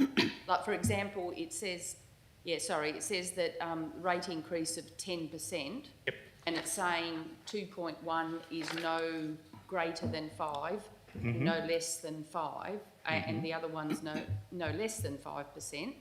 So therefore, if I happen to choose 3% increase, with this, do I have to identify for the amendment which ones the percentages will change? Yep. So thanks very much. Just to be clear, councillors, and there was some advice sent out this afternoon. The officers will bring this report to you with the recommendation. If an individual councillor wants to move something different from the officers' report, then you're more than welcome to do so. Yes. Yep. So you don't need to move and second the officer's recommendation. If you want to, so for item 2.2, if you want to change that figure, then that figure can be changed. Yes. Thank If you. that was the question. Yep. Yes, thank you. So it's your prerogative, but it's not an amendment because the motion Yeah, It's an alternative because it's changed. We established that last month, didn't we? It's an alternative. An because- email came out So just today. it's very clear that just for point of clarity, staff are preparing a report and putting a recommendation before council. There's no motion, the staff aren't moving the motion. If you want to move something different from what's in the executive recommendation, then that's the council's prerogative to do so. It's not an amendment. I popped out an email this afternoon, Councillor Mitchell. I did read that it. was- Yeah, I did half read it, but we've stumbled over this one a couple of times. Yes. But it's our prerogative whether we want to raise the recommendation as a motion or whether we want to put forward our amendment. So I think it's something different.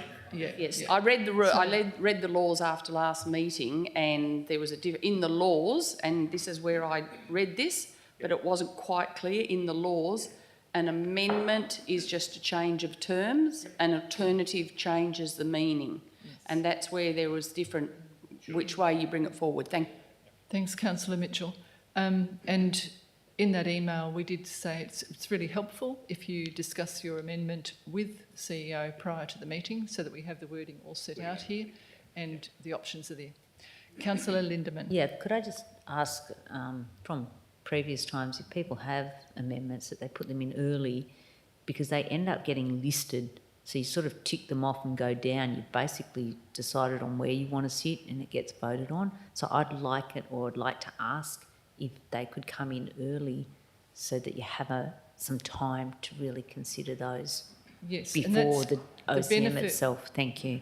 Excellent comment and request. And the benefit there is that we all have visibility of the amendment and can consider the amendment prior to the meeting. And hopefully we can become quite polished with our amendments. CEO? Or indeed individual councillors' position on it, because it may well be that it's not an amendment, that if whatever's circulated and where your views are as a collective governing body is different from that, then that's fine. But you may be all in violent agreement that it's a different figure to that, and then therefore there's no amendment. That's the substantive motion. Yep. Thank you. Any further questions? Councillor Glover. I just wanted to, for the sake of clarity for myself or anyone who might be viewing at home, I just wanted to get some clarity around figure 2, the graph with the green line, which is around loans. If you could just explain a little bit about that. I'll tell you what page it's on. Sorry, I didn't write down 65. What page. Page 65, apparently. Yeah, page 65, because it says the total existing borrowings, total proposed borrowings, and the total borrowing repayments is the green line. I probably should know what that means, but I don't. Thanks, Councillor Glover. What was the... It was figure 2. Yeah. Do you want mine? Isn't it scrolling up? This is not lines, sorry. Not lines, this is the operating revenue graph, figure 2, is that correct? Projected borrowing. Projected borrowing, repayments, the agenda principal item. and injured. The agenda item, not the long-term financial plan. No, sorry, Oh, yeah, it's that picture up there, Stuart. Off on the microphone. So just seek an explanation. My query is, why is there a rapid incline in the borrowing repayments? Are we looking at debt funding some capital expenditure in 28, 26? Yep. So I guess I'll refer to the actual long-term financial plan document where it's sourced from. So on page 23 of the long-term financial plan document itself, I might just pause to allow members to go to that document.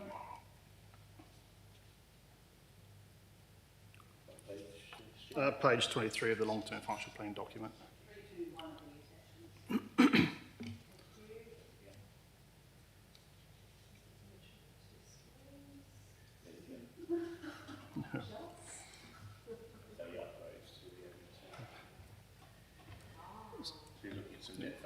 So this information is sourced from the borrowings plan. Quite a number of years ago, Council of the Day requested that the Administration Centre extensions be included in the long-term financial planning document, and over time that's just been progressively pushing forward, and we've actually held it off even further than what was originally anticipated until such time a decision is made and I guess a long-term a workforce plan is developed that gives us a more accurate reflection on future staffing levels. And through the various asset management plans, the other two loans relate to a potential transfer station at Donnybrook Waste Management Facility. And at this stage, we've factored that in as borrowings. If we get grants, and that will just reduce that loan requirement, but it's a worst case scenario. And also there's substantial farm park renewal identified in 36, 37 as well. So that's where the increases in loans come from and their respective financial repayments. I see, and that's probably, or possibly, the decision back then was made prior to moving down to the other location on the South Highway as well. So, yeah, I understand now. Thank you. It's a future decision still be made, but it's still exactly. factored in. It's carryover from years. To provide Thank for you. it. That makes more sense. Thank you. Thank you, Stuart. Are there any further questions regarding the long-term financial plan? Okay. Moving on to item 9.2.7. Sorry, 9.2.7? Yeah, 9.2.7, appointment of committee presiding member and deputy presiding member. Acting Director of Finance and Corporate, do you need to introduce this report?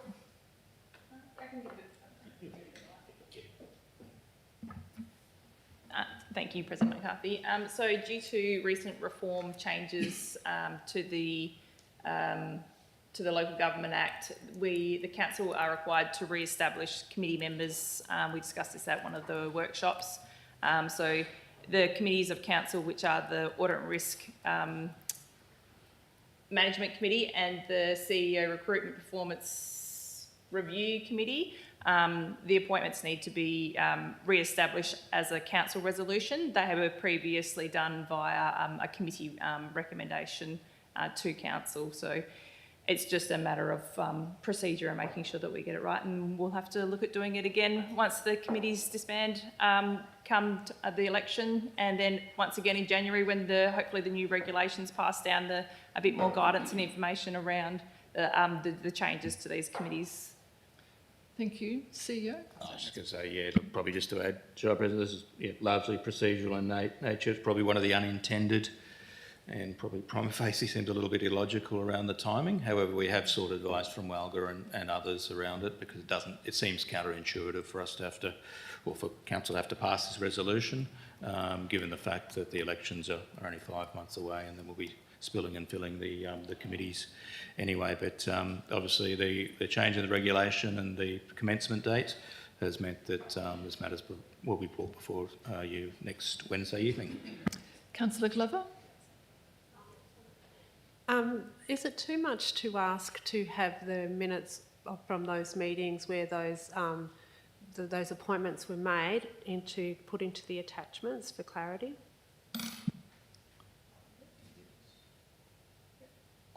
Thank you. Councillor Mitchell? Can I just shut the door, but I have to leave the open sign on it or something because it's getting a bit Getting very nippy. cold, Bit nippy. yes.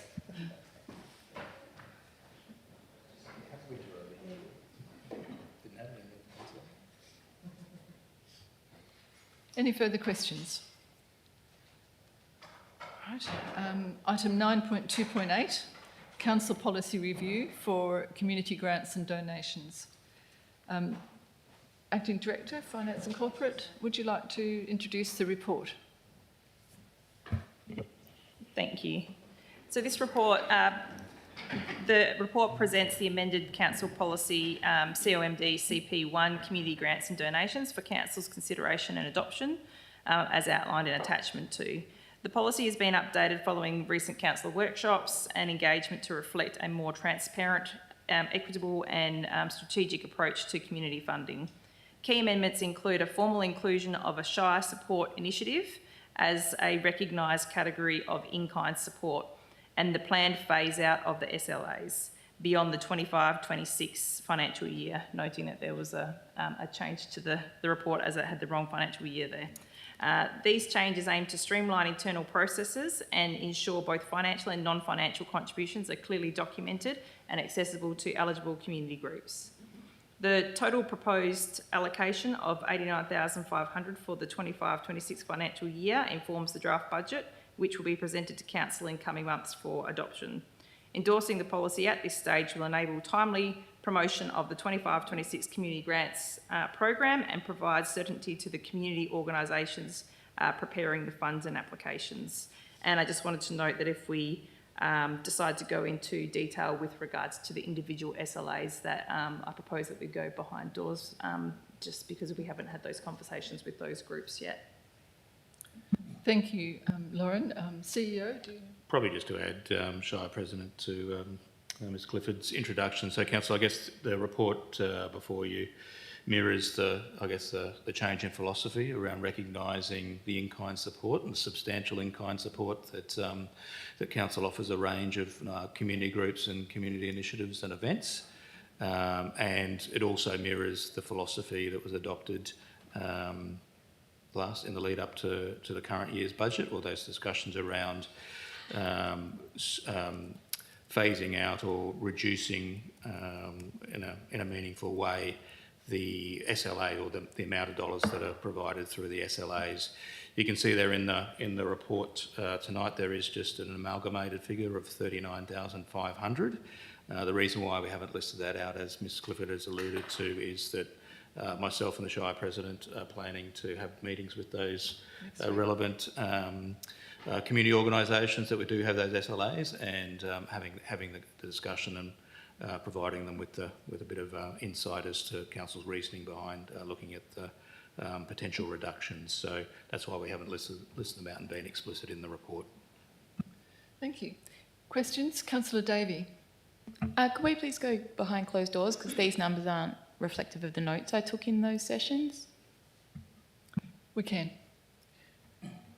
Acting Director of Finance and Corporate slash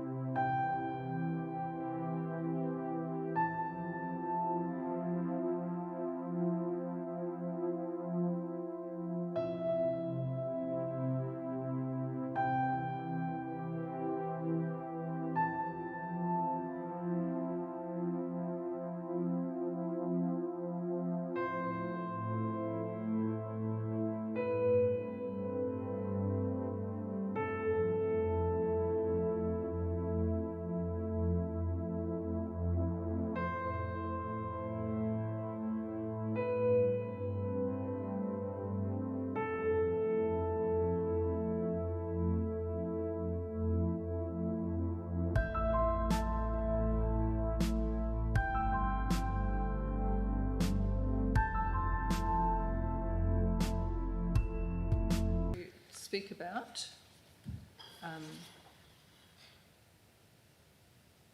Is there any more questions Okay, on? it's item 9.2.9, Council Policy Review for Elected Member Allowance and Entitlements. Acting Director Finance and Corporate, Lauren Clifford, would you like to introduce the report? Thank you, President McCarthy. The report recommends that Council adopts the amended Council Policy EMCP Elected Members Allowance and Entitlements as outlined in attachment 2.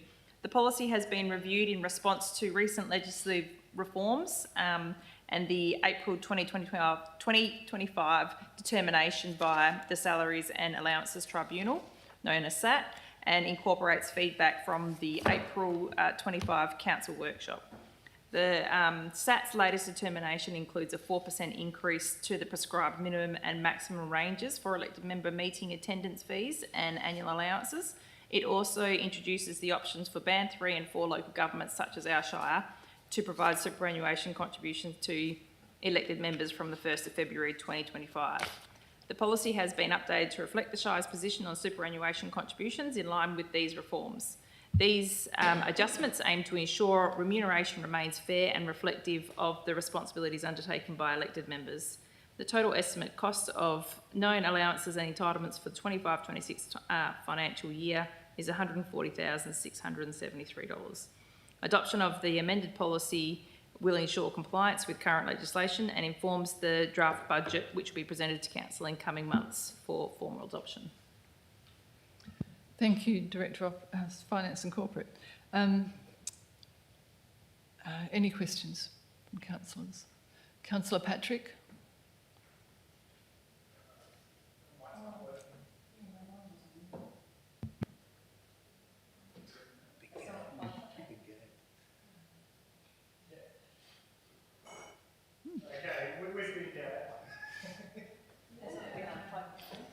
There's something, just checking the microphones on one side.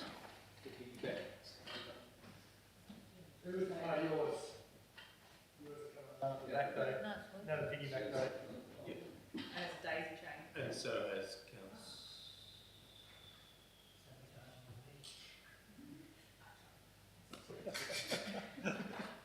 disappointed if he didn't.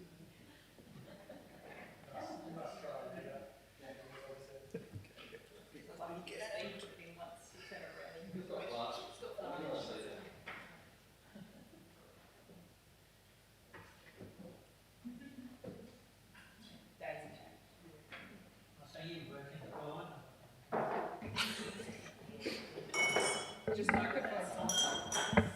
That's all I was going to say. We got a hot mic in front of us. Sorry. Light's hot. Not touch. So yeah, that's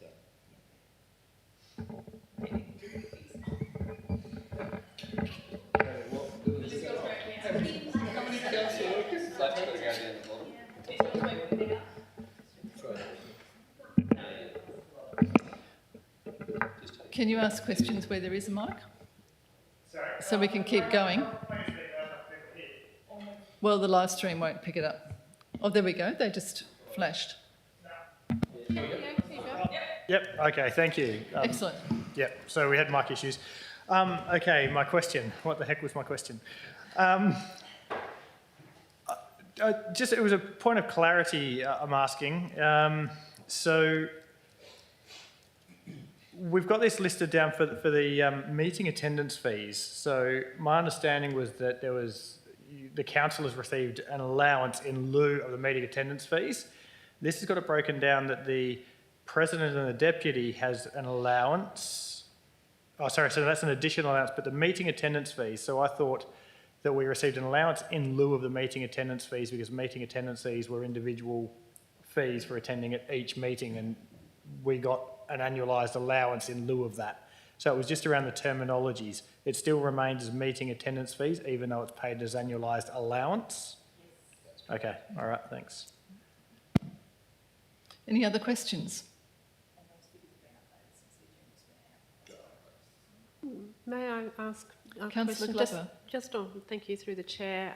Just on clarity, I'm just trying to, and maybe it's because, like you said, it's been updated and I downloaded mine. Yeah, okay, so that's the difference. So does the updated agenda, which I don't have in front of me now, does it show the difference between what is current and what is proposed? It doesn't, although I can do that for the agenda briefing, for the OCM agenda. Thank you. I think that would be helpful so that people could see what the difference is, because it possibly looks like a lot when it's possibly not. Thank you. Any other questions? Okay, moving on to 9.3, Executive Officer Reports, and 9.3.1, the Workforce Plan 2025 Review. CEO, would you like to introduce your report? Yeah, thanks very much, Shire President. So, Council, this is one of the really strategic reports that we're bringing before the ACM for May. There's been a number of other high-level or strategic reports that are on the agenda. As per my covering report, councillors will recall back in the August ordinary meeting last year, there was an elected member motion requiring the new CEO, which was myself, coming on board in October, to conduct a preliminary review and then the annual review or holistic review of the workforce plan. I presented the preliminary review of the workforce plan following a discussion at a councillor workshop in November, and that was formally tabled, or the outcome of that preliminary review was formally tabled at the December 2024 OCM, in accordance with the second part or second limb of the August 2024 elected member resolution. I've now completed the annual review of the workforce plan, and we'll just go through the attachment in a little bit of detail, if that's okay, Lauren. If you can switch over to the attachment, put up there. So the first page, or page 2 of 9, just documents that council resolution back in August. Similar to the introduction, moving on to the next page, similar to the introduction provided by Mr Eaton as part of the long-term financial plan briefing, the workforce plan does form a really important component of our integrated financial planning and reporting framework, where it's one of the informing strategies as well. Page 3, bottom there, just outlines the purpose of workforce planning. The fact that it is a continuous, not a one-off activity. It's a process, not a static action or set of actions. It's about shaping the workforce and clearly identifying the purpose and being responsive to changes in organisational strategy and indeed the needs and wants of the community itself. So that sets up, I guess, the strategic intent of the workforce plan. If we then look at on page 4 of 9, under section 3, around the implementation, there is a current workforce plan of 2022 to 2026.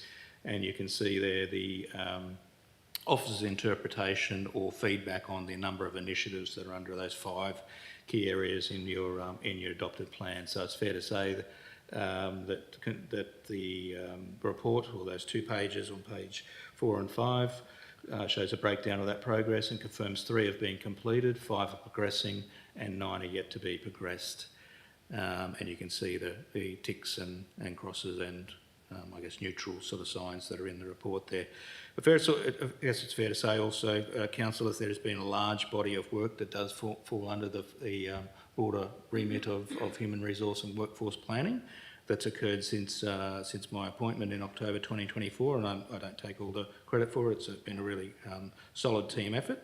But really our focus has been from October last year is having regard to the work that was done in the workforce plan, but really taking things back to basics and building on some of those workforce foundations. We've got our new set of organisational values that have been adopted that obviously then sets up a really strong platform for a staff wellbeing and satisfaction survey. We've reviewed we're in the process of reviewing our staff performance framework, so embedding those values as part of our annual performance appraisals, coming up with a consistent set of leadership competencies that will roll out to our executive team and also our management team. Our ICT strategy has been funded and the request for quotation has been distributed, and we've got those 8 responses, Mrs Clifford. So again, it's looking at opportunities to automate a lot of our grunt work that's currently been undertaken by staff and using IT, but doing it in a really considered and measured way, and that we get the sequencing and the subsequent investment right from council moving forward. Saying that, whilst we don't have a strategy, and we're looking at procuring qualified firm to do that strategy. We have implemented some really innovative software, low-cost software solutions that's really turning the needle when it comes to efficiency. And the first one has been referred to as part of our fees and charges briefing around Space to Co. There's another small piece of software or low-cost piece of software that's it's automating a lot of our governance registers and our regular reviews that are required under various pieces of legislation called Attain. And we're also, I guess, almost week by week increasing the amount of adoption of AI. So again, the philosophical mantra is looking at some automation to reduce the manual staff time and redeploying staff resources to do, I guess, more meaningful work. Take my hat off to Mr. Marshall and our coordinator of HR for we're almost at the finalised the enterprise agreement for our outside workforce. So again, that's a really strategic document that sets the terms and conditions moving forward.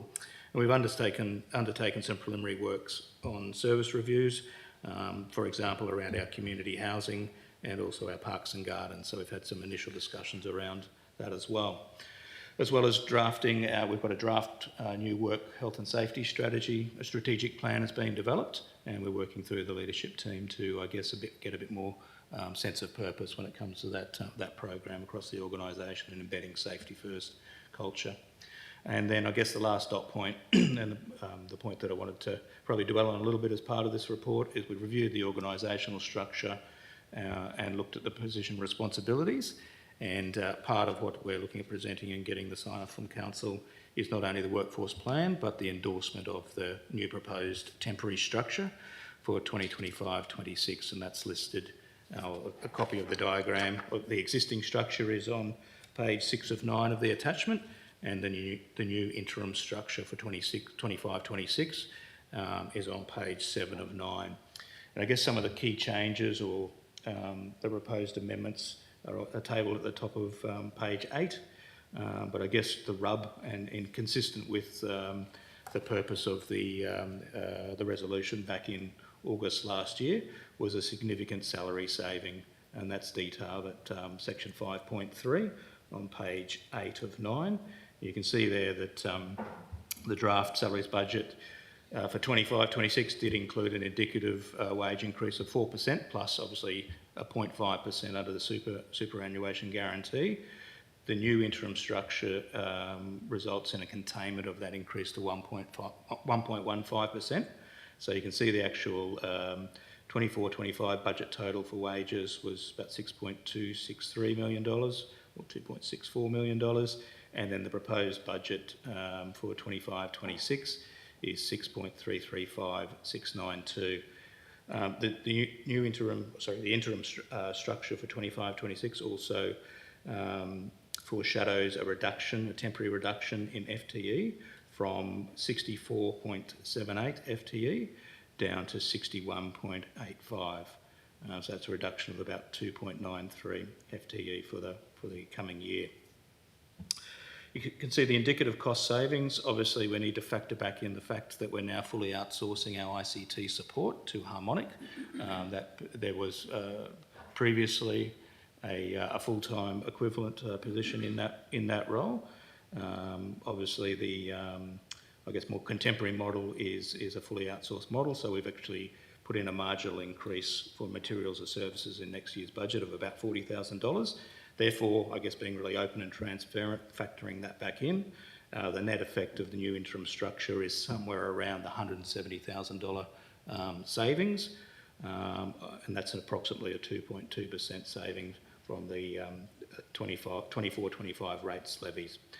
So I guess that's the short-term suggestion moving forward in line, Council, with the recommendation back in August. Some of my observations, and they're obviously shared with the executive staff, is that this is really just a temporary structure moving forward.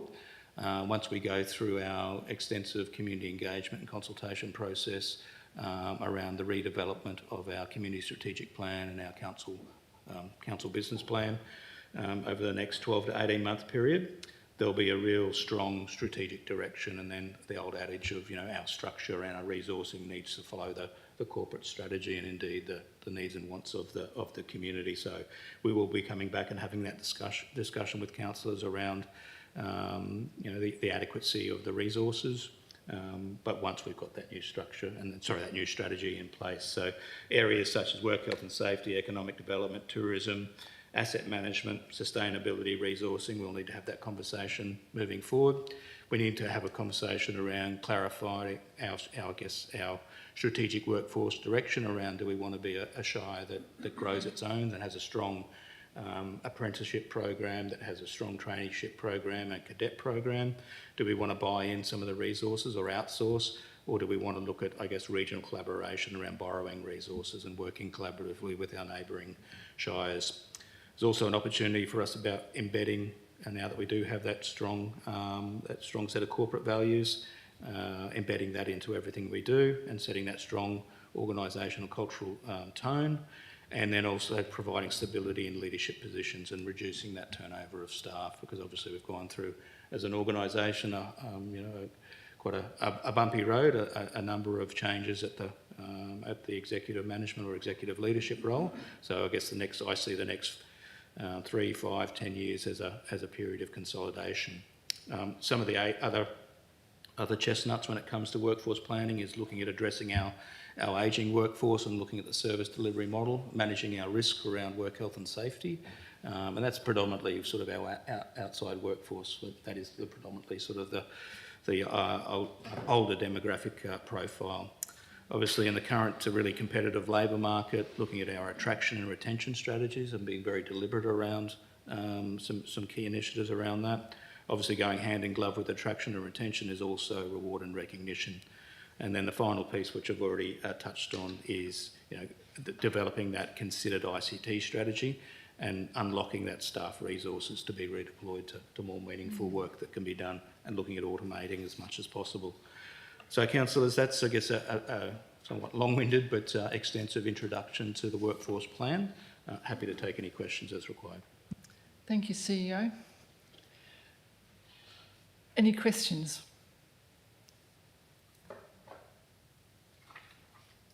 There's nothing to be asked, is there? It's a formidable report. Thank you. Just wonderful.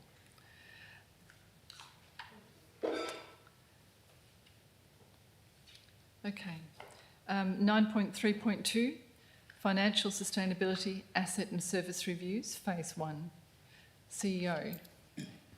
Yeah, thanks very much. So again, this is a really strategically important report that I'm bringing before council. Will go formally before council at the OCM next week, and it's recommending a number of executive recommendations, looking at commencing stakeholder communication and consultation regarding the proposed disposal of some of the Shire-owned land parcels, being Lot 3122 at Donnybrook, Boyup Brook Road, Billerup.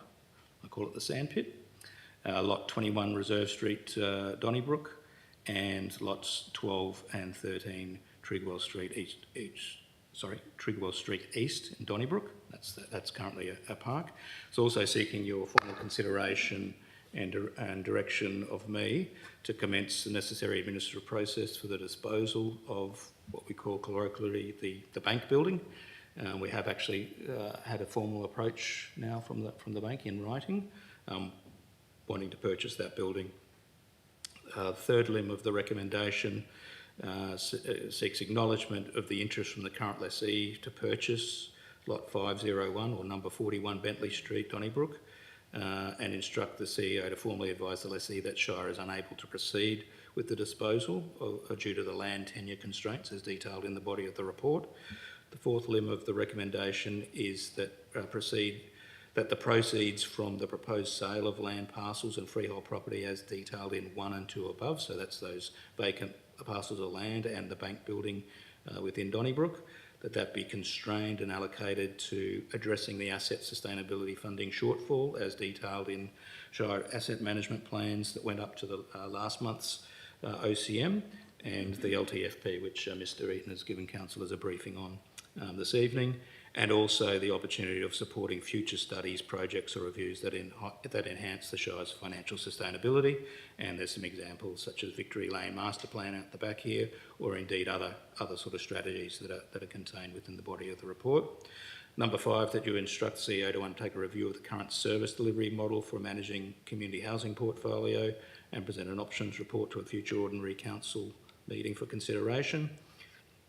And then the sixth limb is around authorising myself to initiate that multi-year service review process to document current service levels and associated delivery costs, and establish a baseline to inform future decision making on service levels and delivery models. So the content of the report is somewhat extensive, councillors.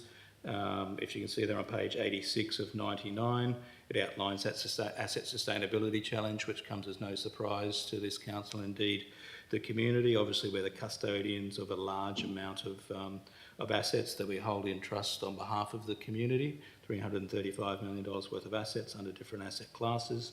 And through the passage of time, that the asset base has broadened, and indeed our ability to fund that asset renewals has become compromised through cost escalations over the years. So we've had a number of conversation councils about reviewing our assets, understanding that obviously we deliver services to the community.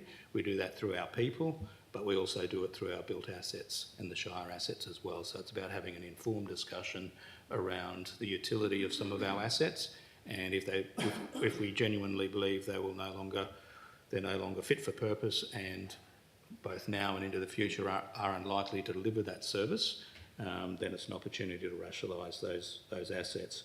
As you can see there at point number 2, obviously we want to have a collaborative, considered and sustained response to that asset sustainability challenge that's before us. We can obviously increase our recurrent revenue from rates. We can review our asset base, as I've already outlined, review our levels of service, and review the service delivery model for existing council-delivered services. So the LTFP and those rating assumptions that are contained within there address number 1, which is around our rating strategy. The revised workforce plan and associated staffing costs, I guess, demonstrates our commitment to containing those operational costs. So I think very clearly, as a council, we're going to the community saying, look, we are increasing rates, but we're also looking internally for opportunities to cut the costs, cut our operating costs. Phase 1 of our asset optimisation, we've had a number of conversations around looking at identifying Shire-owned land, identifying some Shire-owned buildings, getting a really good understanding around our purpose and reason for being the service deliverers of certain programs such as community housing, and then discussing the process for quantifying those current service levels. So on item number 3 on page 88, we get into some rationale behind the recommendations to look at rationalising or selling off some of those, some of our properties.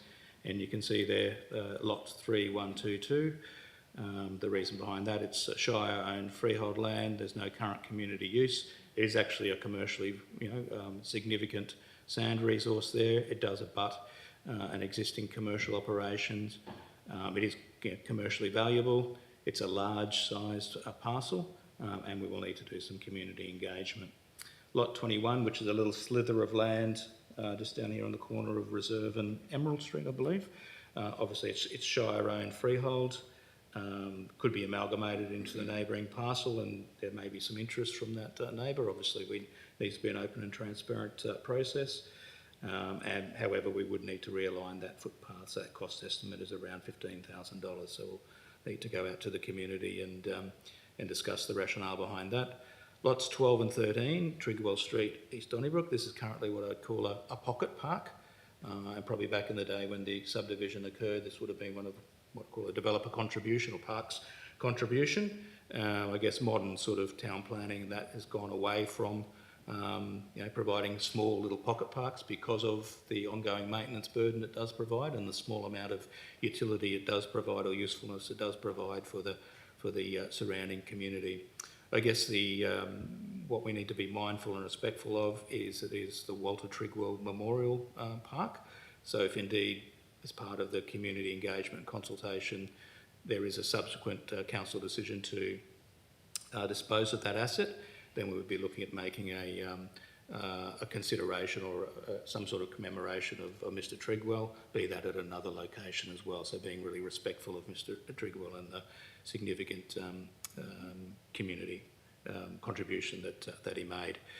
The asset renewal costs of around $20,000 out of our Parks and Gardens reserve, and then projected asset renewal costs of about $35,000. So council, this is about identifying those assets, obviously, that are no longer provide utility from a service perspective, but then also look at the forward capital programs and saying, well, what is the impost coming forward, and making that informed decision. The next item, the next proposed parcel is on page 89, and that's the Shire-owned freehold land. That's the bank building. So the projected asset renewal costs of around $100,000 funded from the building reserves, 24-25 rental income. So there currently is rental income of about $41,000. That lease has actually expired, and as we're in a holding over phase pending the proposed sale. So I understand, you know, the proposed sale has been mooted for a little while now.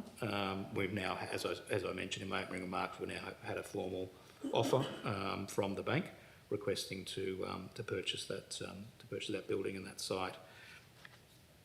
If we then look at over to page 90, which is, I call it the doctor's surgery, there's been protracted discussions with the current lessee of that building. A number of council. Say again?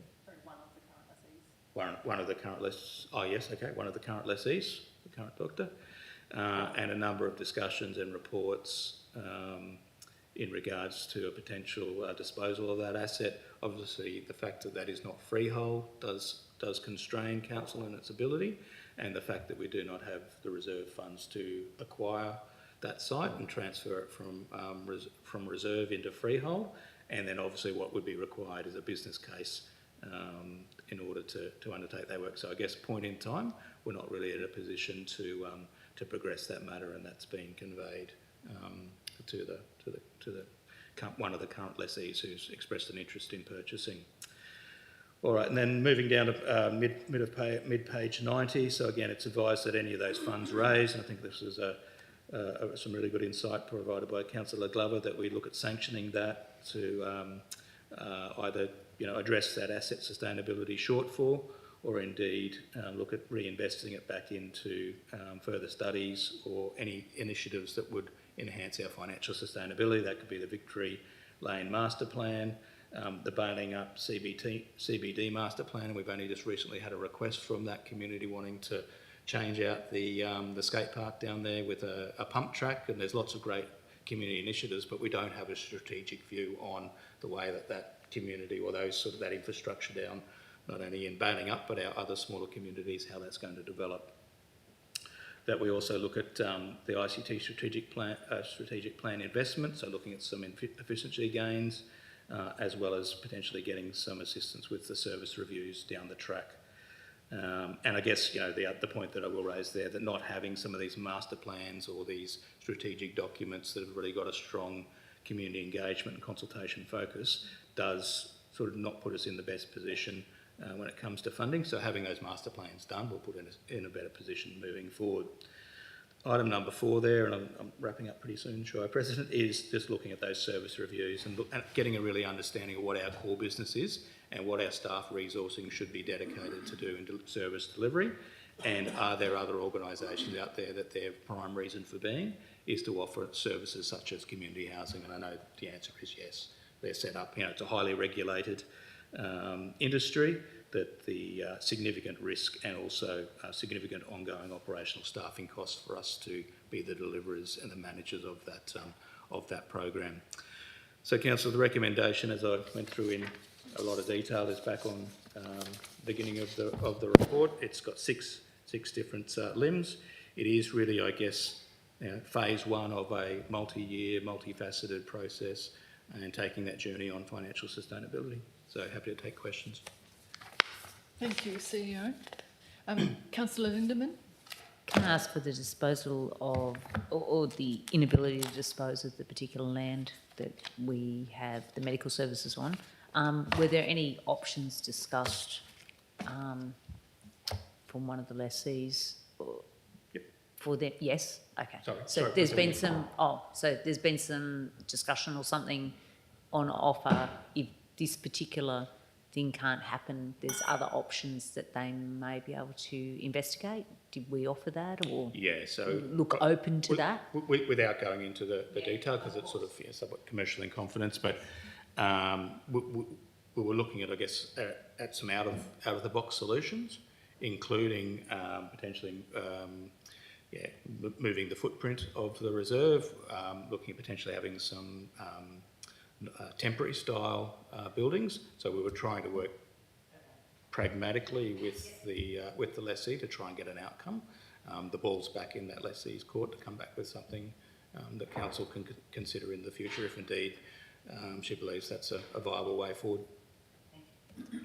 May I ask a follow-up question from that? When you, if that's okay through the chair, when you speak about the footprint, are you talking about the footprint for the current lease to extend out there, or are you No, talking sorry. about- So through you, Chair, the footprint of the building. So I was alluding to the fact that that the current lessee, without again going, feels a little bit constrained, and that we raised that if there's not an opportunity to sell the parcel land to you, if indeed that was council's wish and the community's wish, we could look at amending the lease so that would allow that person to do their business expansion and do like Donga style development. Yep.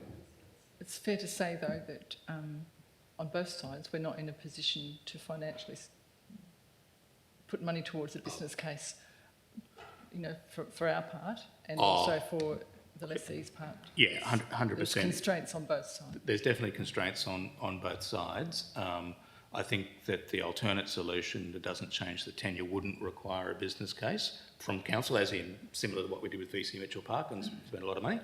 But from the lessee's side, yes, she would need to develop her own business plan and business case to satisfy herself that was the investment will be temporary and not for not forever, only subject to the lease. That the cost and benefit was there and the financial risk was weighed up. Councillor Mitchell. Thank you for reading all that out. The lot 3122, is it possible in the agenda to actually mark it as what's colloquially known as the Pony Club or the Horsemen's or something? Because I don't think when you've got to read the agenda and and also lot 1, 12 and 13 Trigwell. I'm not sure why, but they come up, they are 102 and 104 Trigwell Street. If you put that in, it's clearer what they are. Okay, we can make those amendments. Yep. Thank you.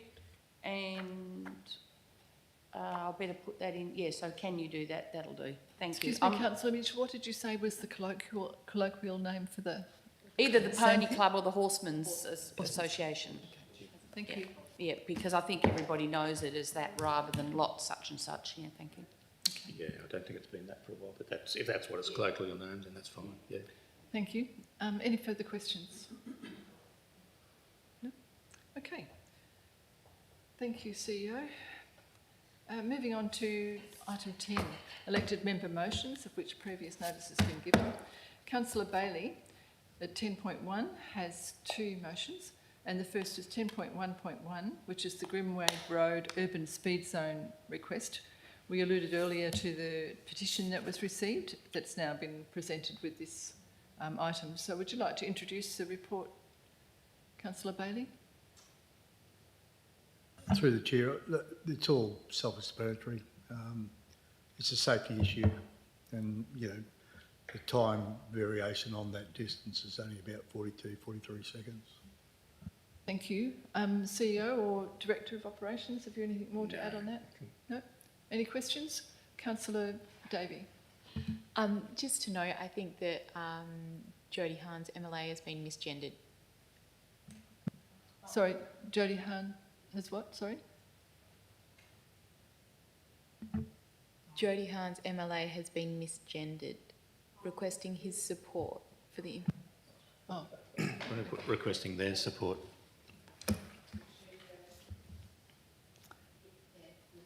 Any further questions? THEIR. Questions? No? Okay, moving on.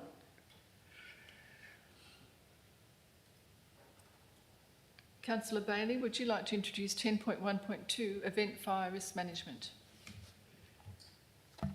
Yeah, through the chair. The whole purpose here is to put more space between the event and possible litigation to council. And I don't think the $20,000 insurance is enough.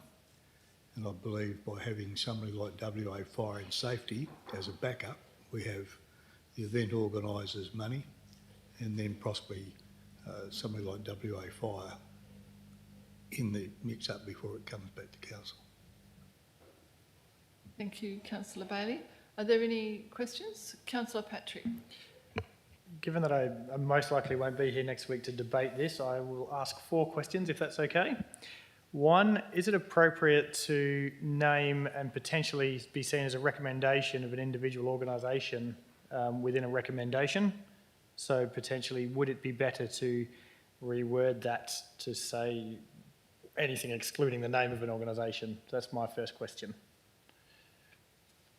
Thank you, Councillor Patrick. Director of Operations. Through the chair, understanding it's an elected member's motion, it's only an example, so it's not a recommendation in the sense of supplier. But what it does do for council, for staff, is represent a benchmark. So, look, it's 6 or 1/2 dozen the other from a commitment point of view. So it's more up to the applicant. Fair enough. And CEO? I was just going to say, look, you know, certainly it's not an officer recommendation, an officer motion, but I can see the credibility in Councillor Patrick's point, but it's up to Councillor Bailey to make that change if indeed he would like that. Okay, thank you.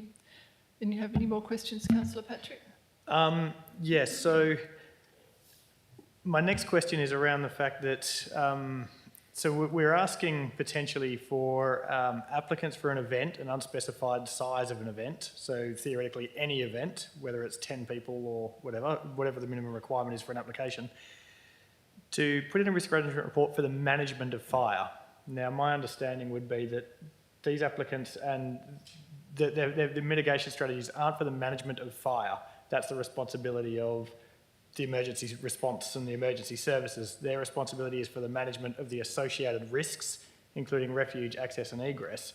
Is it fair to say that it wouldn't be the responsibility of the applicant to provide information on how they would manage the fire itself?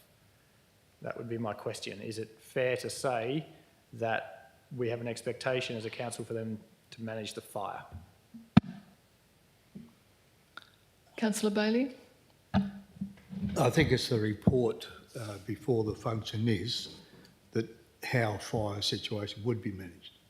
And at the moment, we ask development applications to do all that at their expense, but we have functions that don't have to do any of that business. And the fire danger is one of my big concerns because we're not carrying enough insurance to cover ourselves. Okay, thank you. Yes. Sorry, I don't want to acknowledge it's an elected member motion, but just probably through you, Chair, just to Mr Marshall, sorry for putting you on the spot. As part of our new events, recently minted events policy, is there a requirement or is there an ability for staff to require this? Is it already addressed as part of the policy document? Or a part of an application that would be considered under that policy? Have you got taken on notice? Yeah, I'd rather take it on notice because the practice is to assess fire, obviously, and council would have seen that in event reports, particularly in the high threat period. Is it part of the policy? I'd have to go and check and refresh my memory. Yeah. Any further questions? Councillor Lindeman? I'm a bit confused because understood that we always get a report about fire when they're having an event as part of planning for any event that comes through to council or is applied anyway. So I'm confused to understand what the difference this is. What's the difference of doing this to what we already currently do? How does it differentiate itself? Thank you, Councillor Lindeman. Councillor Bailey? Through the chair, it appears at the moment that we are partnership with these functions, and by us assessing fire risk, dangers, that we are taking the responsibility. I want us to put us away from that. I want their insurance to cover it, and I want, it doesn't have to be W Fire, but it can be anybody with a qualification to say what is there is safe, so that if it does hit the fan, there's the insured and there's backup insurance so that it doesn't come back to council. Because a major disaster in any one of these functions could send us bankrupt. Okay, thank you, Councillor Bailey. Councillor Patrick? Sorry, so my fourth question that I had in relation to this is, if we're going to request this as part of an event application, are we then agreeing that we are taking the report provided to us by the experts that we're requesting it from will be taken into account more so than the experts that the recommendation from the officers will give us, which will be the SESM and the Chief Fire Officer and so on? We've previously seen that Blissfest, prime example. So are we saying as part of this, and I'm trying to word this as a question, are we saying as part of this application that we are going to accept the word and the report from these contracted emergency management people in, you know, over the top of the Shire's sourced expertise? Is that what we're saying? Thank you, Councillor Patrick. Councillor Bailey? Through the chair, I'm not assuming for 1 minute that outside expertise is going to be better than the expertise we've got here. But the expertise we've got here is our insurance. What I'd like to do is have somebody come in with their expertise that they're relying on their insurance and not having to come back to us. So it just puts us a step away, not having any detrimental feelings about the brains we've got and the understanding we've got, but that's our insurance. Sorry? Yeah, just be careful. Done well. Councillor Lindeman? So I feel like I still haven't got it answered then. If they're going to do a report by their chosen expert and they're going to present it and we go, ooh, not quite sure about that. So we then do a report. How does anyone get to wash their hands of any responsibility? I don't see how you can, the responsibility will be on everyone. I'm not sure how you're getting that distance if we're approving events. What's your question? I'm confused. My question is, I still don't see the difference. What's the differentiation between them doing it? What sets it apart? Yes. How does it reduce our liability for approving it? Or how does it reduce our liability if we approve it? I don't understand the difference. Councillor Bailey, do you want to have one more try at answering that question? What's Yeah, the sure. differentiation? Yeah. It puts another buffer in between the organisations at the moment, and the Shire, because once we approve whatever we approve, comes back to us. But by having distance with another organisation, who's a professional organisation, I don't know who that is, it doesn't matter. The first port of call is the proponent's insurance. The second port of call will be the experts who advise them and advise us. So it just puts us and our ratepayers and quite frankly the Audit and Risk Committee who are in danger if we go ahead like this and something happens. And it's a buffer zone that we shouldn't even have to worry about of going to our insurers for. Now it's okay for our insurance to say we're totally covered, but that comes back to higher premiums and more responsibility. So in answer to Councillor Lindeman's question, you're proposing that this would remove us somewhat from liability in the event. I believe that the professional advice I've had is that the more things we can put in between us and the function, the better it is for council and the ratepayers. Thank you. Councillor Davey?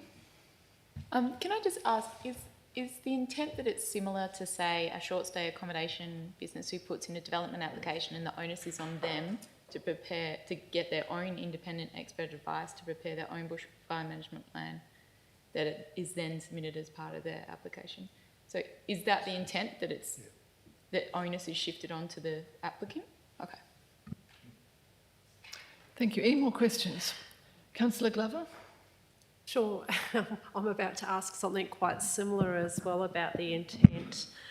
So can I just confirm that the intent of this motion is to utilise an external expertise where there's accreditation and insurance attached to their recommendation and their report that they're getting, rather than utilising the Shire's own expertise, which therefore puts liability back onto the Shire or the council?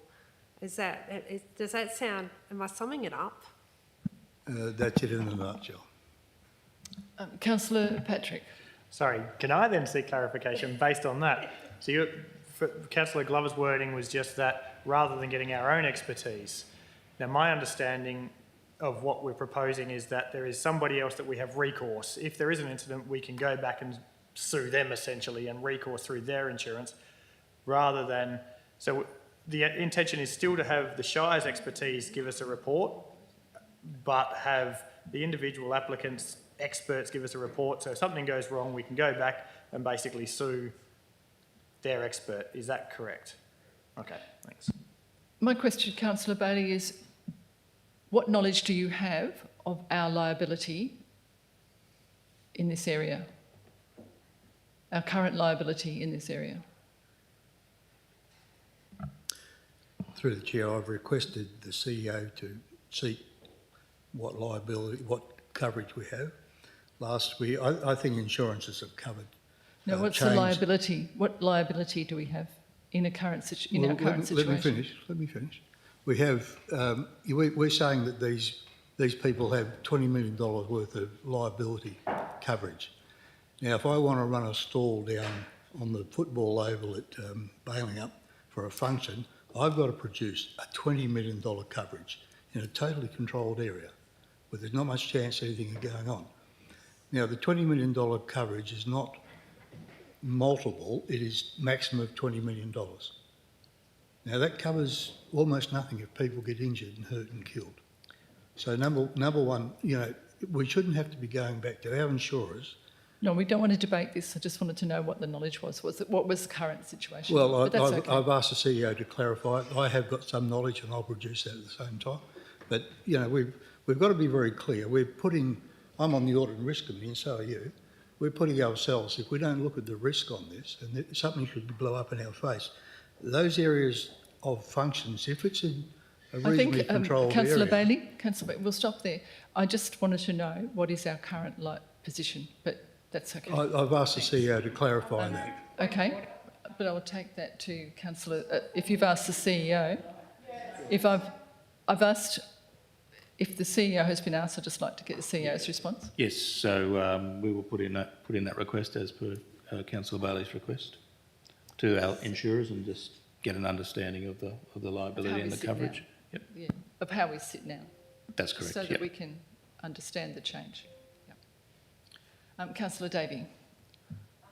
It seemed like you were asking for legal advice from Councillor Bailey, and I just wanted to clarify that was not the case.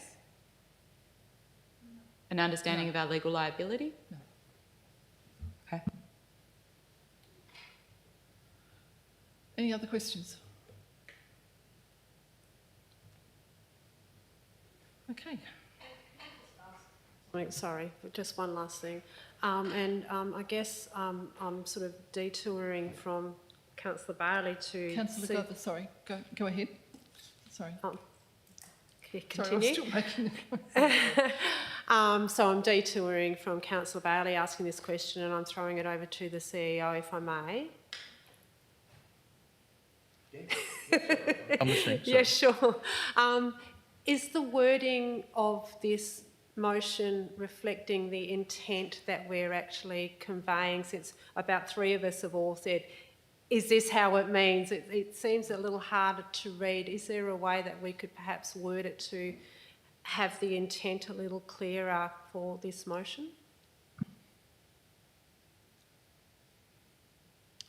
I'm reticent to do it on the fly, councillor. Yeah. Oh, no, take it on notice, please. Yeah, happy to take it on. And because I mean, it's a little unclear, and 3 of us have all I'm not clear on asked, it, so. can we clarify this? So Yep. we've all kind of got the same idea about what it's supposed to say, but perhaps some wording could be assisted with that. Would you be comfortable with that, That's- Councillor Bailey? I'm more than happy if that indeed is not my motion or an officer's motion, but if that's the will of Councillor Bailey, more than happy to work with Councillor Bailey to clarify it if you'd like. Okay, thank you, Councillor Bailey. Councillor Lindemann? Can I ask, an event, what's an event for the Shire? What numbers do you have to call it an event and have to put an application in? What is the number? Do we need to take that on notice? Yeah, have taken on note. I assume it's in the policy. There'd be a threshold. I'm not sure whether Mr Marshall, whether it's 500. Okay, well then a follow-up question is, what's the cost to do one of these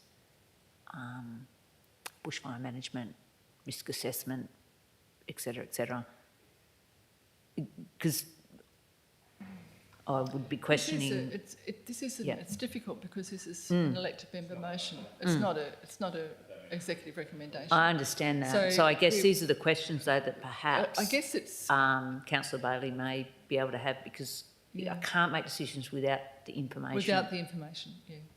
So, Through the Councillor Chair, Bailey? it's interesting that when we're doing a development application, we impose conditions on people without knowing the cost. So why would a function be any different?